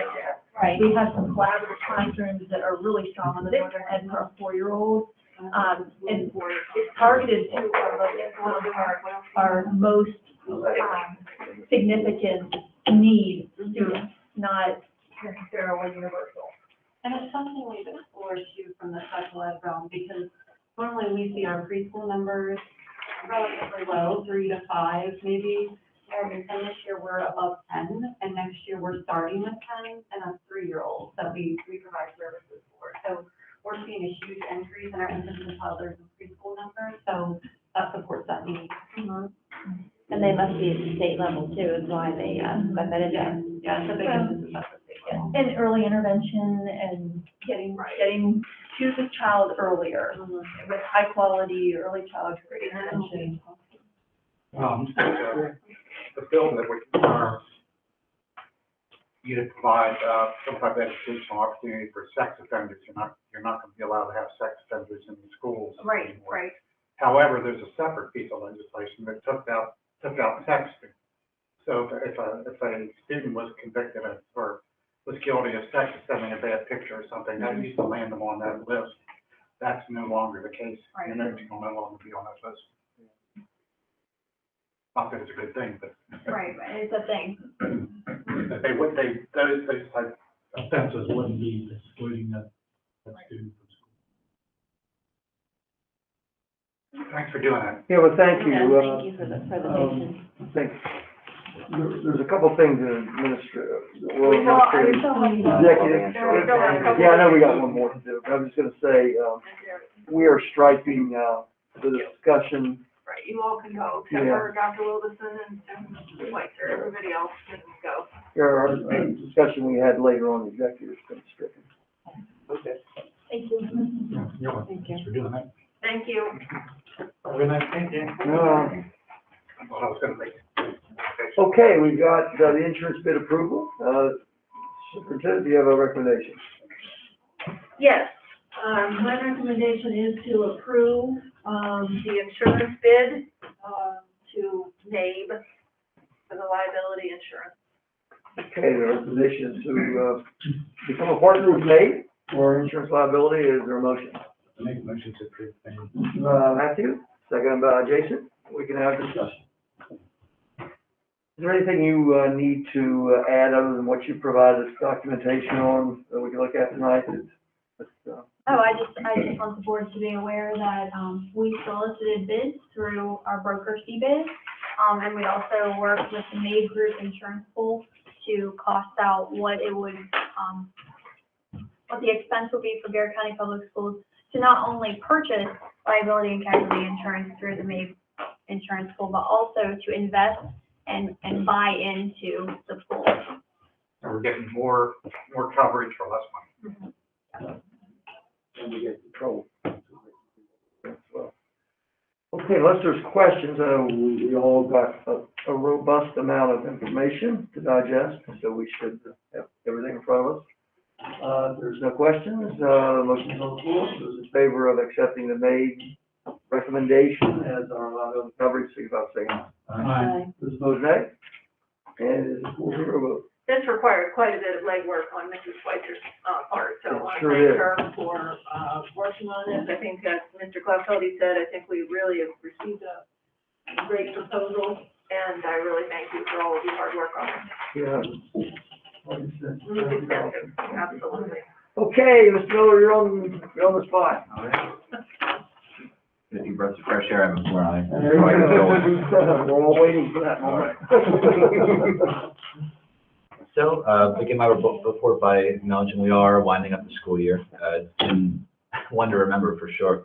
I can report, with pleasure that there's been pretty good COVID compliance, more than I expected. And no complaints there. The teachers have been very good about enforcing it. The occasional, as I quickly called in, the chin diaper, but that's quickly corrected by a staff member. Like I said, stability is our friend, and we've gotten into a good routine. Unless something dramatically changes for the worse, which I don't anticipate it will, I think we should keep essentially what we're doing and see it out. And the issues that we've had, I understand, have been mitigated well. I think our response plan and team has been excellent. I was greatly encouraged, as I think you guys all were, by the FDA emergency use authorization for the Pfizer vaccine for 12 and up. Now, I'm not a lawyer yet, but I understand there probably will be some complications with doing EUA vaccinations in school. But I am in full support of vaccinations that have been authorized by the FDA. And I think it would be very advantageous for our school system to offer them for all who are eligible. And it's because the health department contacted me yesterday, to talk about that very thing. If you want a partner to offer the vaccine for the younger children, and, we're working out a definitive plan, for what that will look like to make sure that because the regulations haven't even, been released on, his approval. But we will partner with the health department in some fashion to, offer that vaccination. And then I received an information this evening, for athletes. They're considering doing a vaccination in, Allegheny County, but partnering hopefully with Garrett County as well, for an athletes, which would be very advantageous to getting our fall sports season going. And I indicated to Dr. Porter that Garrett County Public Schools would certainly support that as well. So I share that, with you as well, Garrett, because I think it's very important. To make sure that we follow everything and make sure parents understand right now the parent would probably have to be with the child. That's our first regulation, our first recommendation, but, we definitely want to, advertise that and be a partner as much as we Can we can. stick in band in that too? I literally just got the information as far as the athletes, but I would say we could They hopefully. have competitions in the fall. Right, expand it to extracurriculars would definitely be a recommendation, but like I said, it literally came out during the meeting. I'll respond as we would be in if there was a possibility. As I understand, by the September, they're expected to apply for full authorization, full approval. And then, as I understand, we can mandate certain vaccines that have reached full approval. But that could be considered. That would be nice, yeah. That's a state decision though, that's not our decision. Right. Okay. So I think we all agree they're completely essential for the health and safety of our community. And if anyone's still watching it at 11 o'clock at night, I do encourage you to get your vaccine. You probably already had it since you're a great citizen participating in everything. I won't be on time. Virtual and in-person AP tests are coming up. I've had my first in-person AP test, similar to the one I had all those decades ago before COVID, in freshman year. It was pretty successful, I think, and I have a virtual one coming up, and I hope that goes well as well. And best of luck to any of our students that are having those.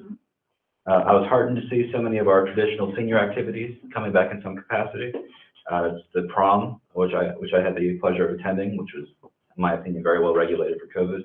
The senior picnic, awards nights, and of course the graduation. I did notice that on the Light Touch announcements we sent out, we printed the wrong location. It was correct at the time. We've been forced to move. Is there anything that we can do about that? I can check, I don't know, I will certainly check into that. Just the most beautiful graduation announcements. So we tell them to go to the wrong place. Like, I don't know if you could print a label or something. Yeah, I'm not sure, but I will certainly check.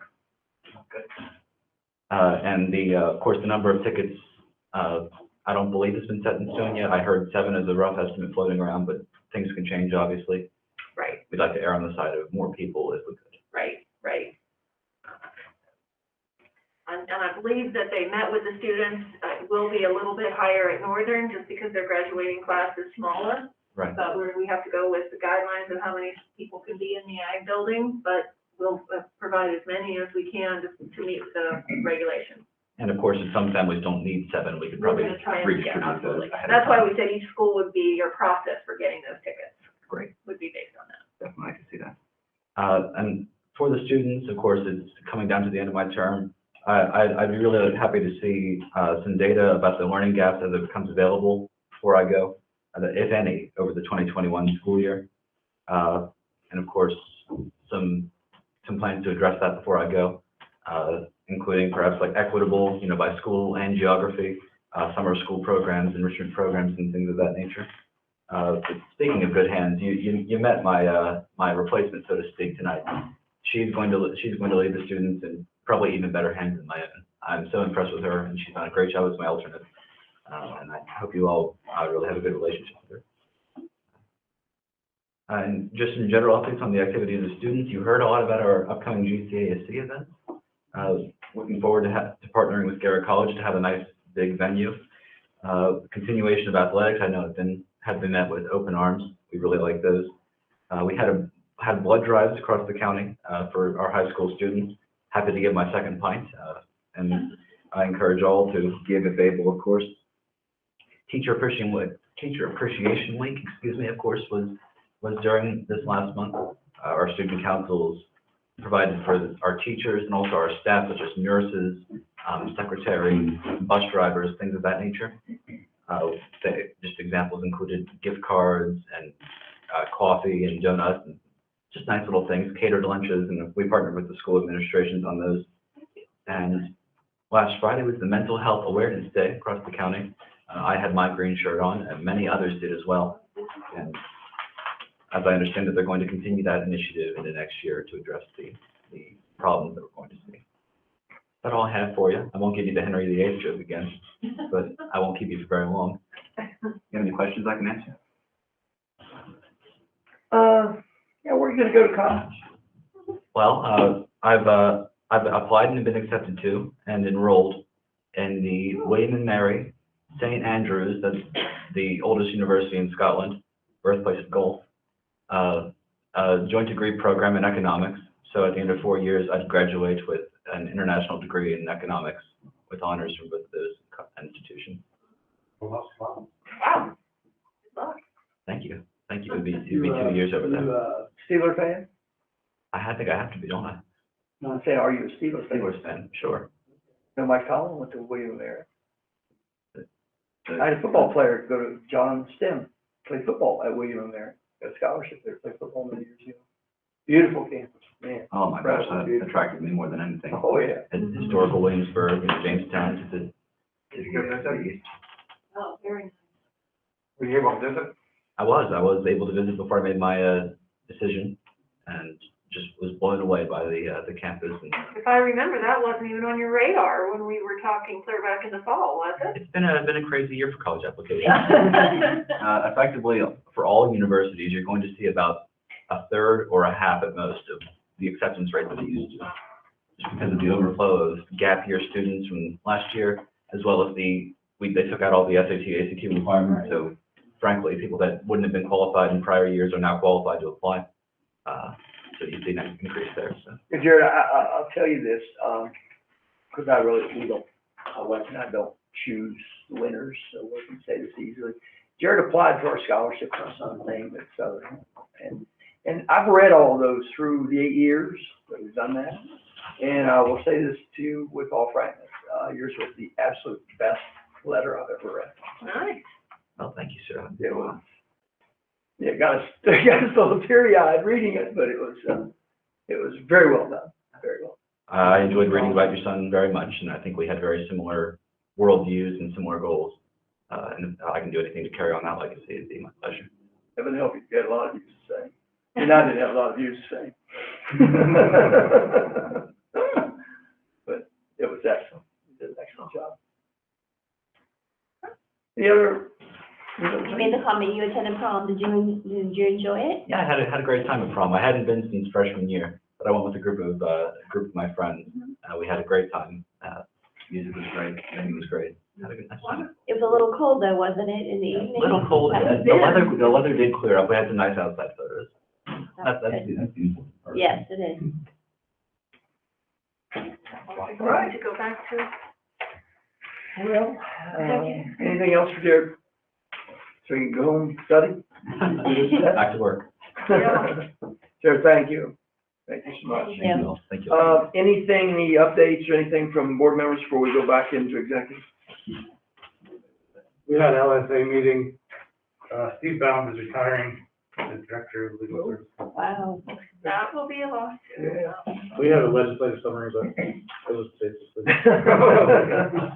And I did a parliamentary procedure. I'll get with Tom and Barb about it, some ways that we might be able to streamline a few things, so we can talk about that and get the materials. So maybe sometime in the summer when we don't have to. I think that'd be great. I think Paul's just given that presentation like 5 or 6 times. Yeah, good luck. Yeah, John, he did it on ours. I got it on. Okay, well,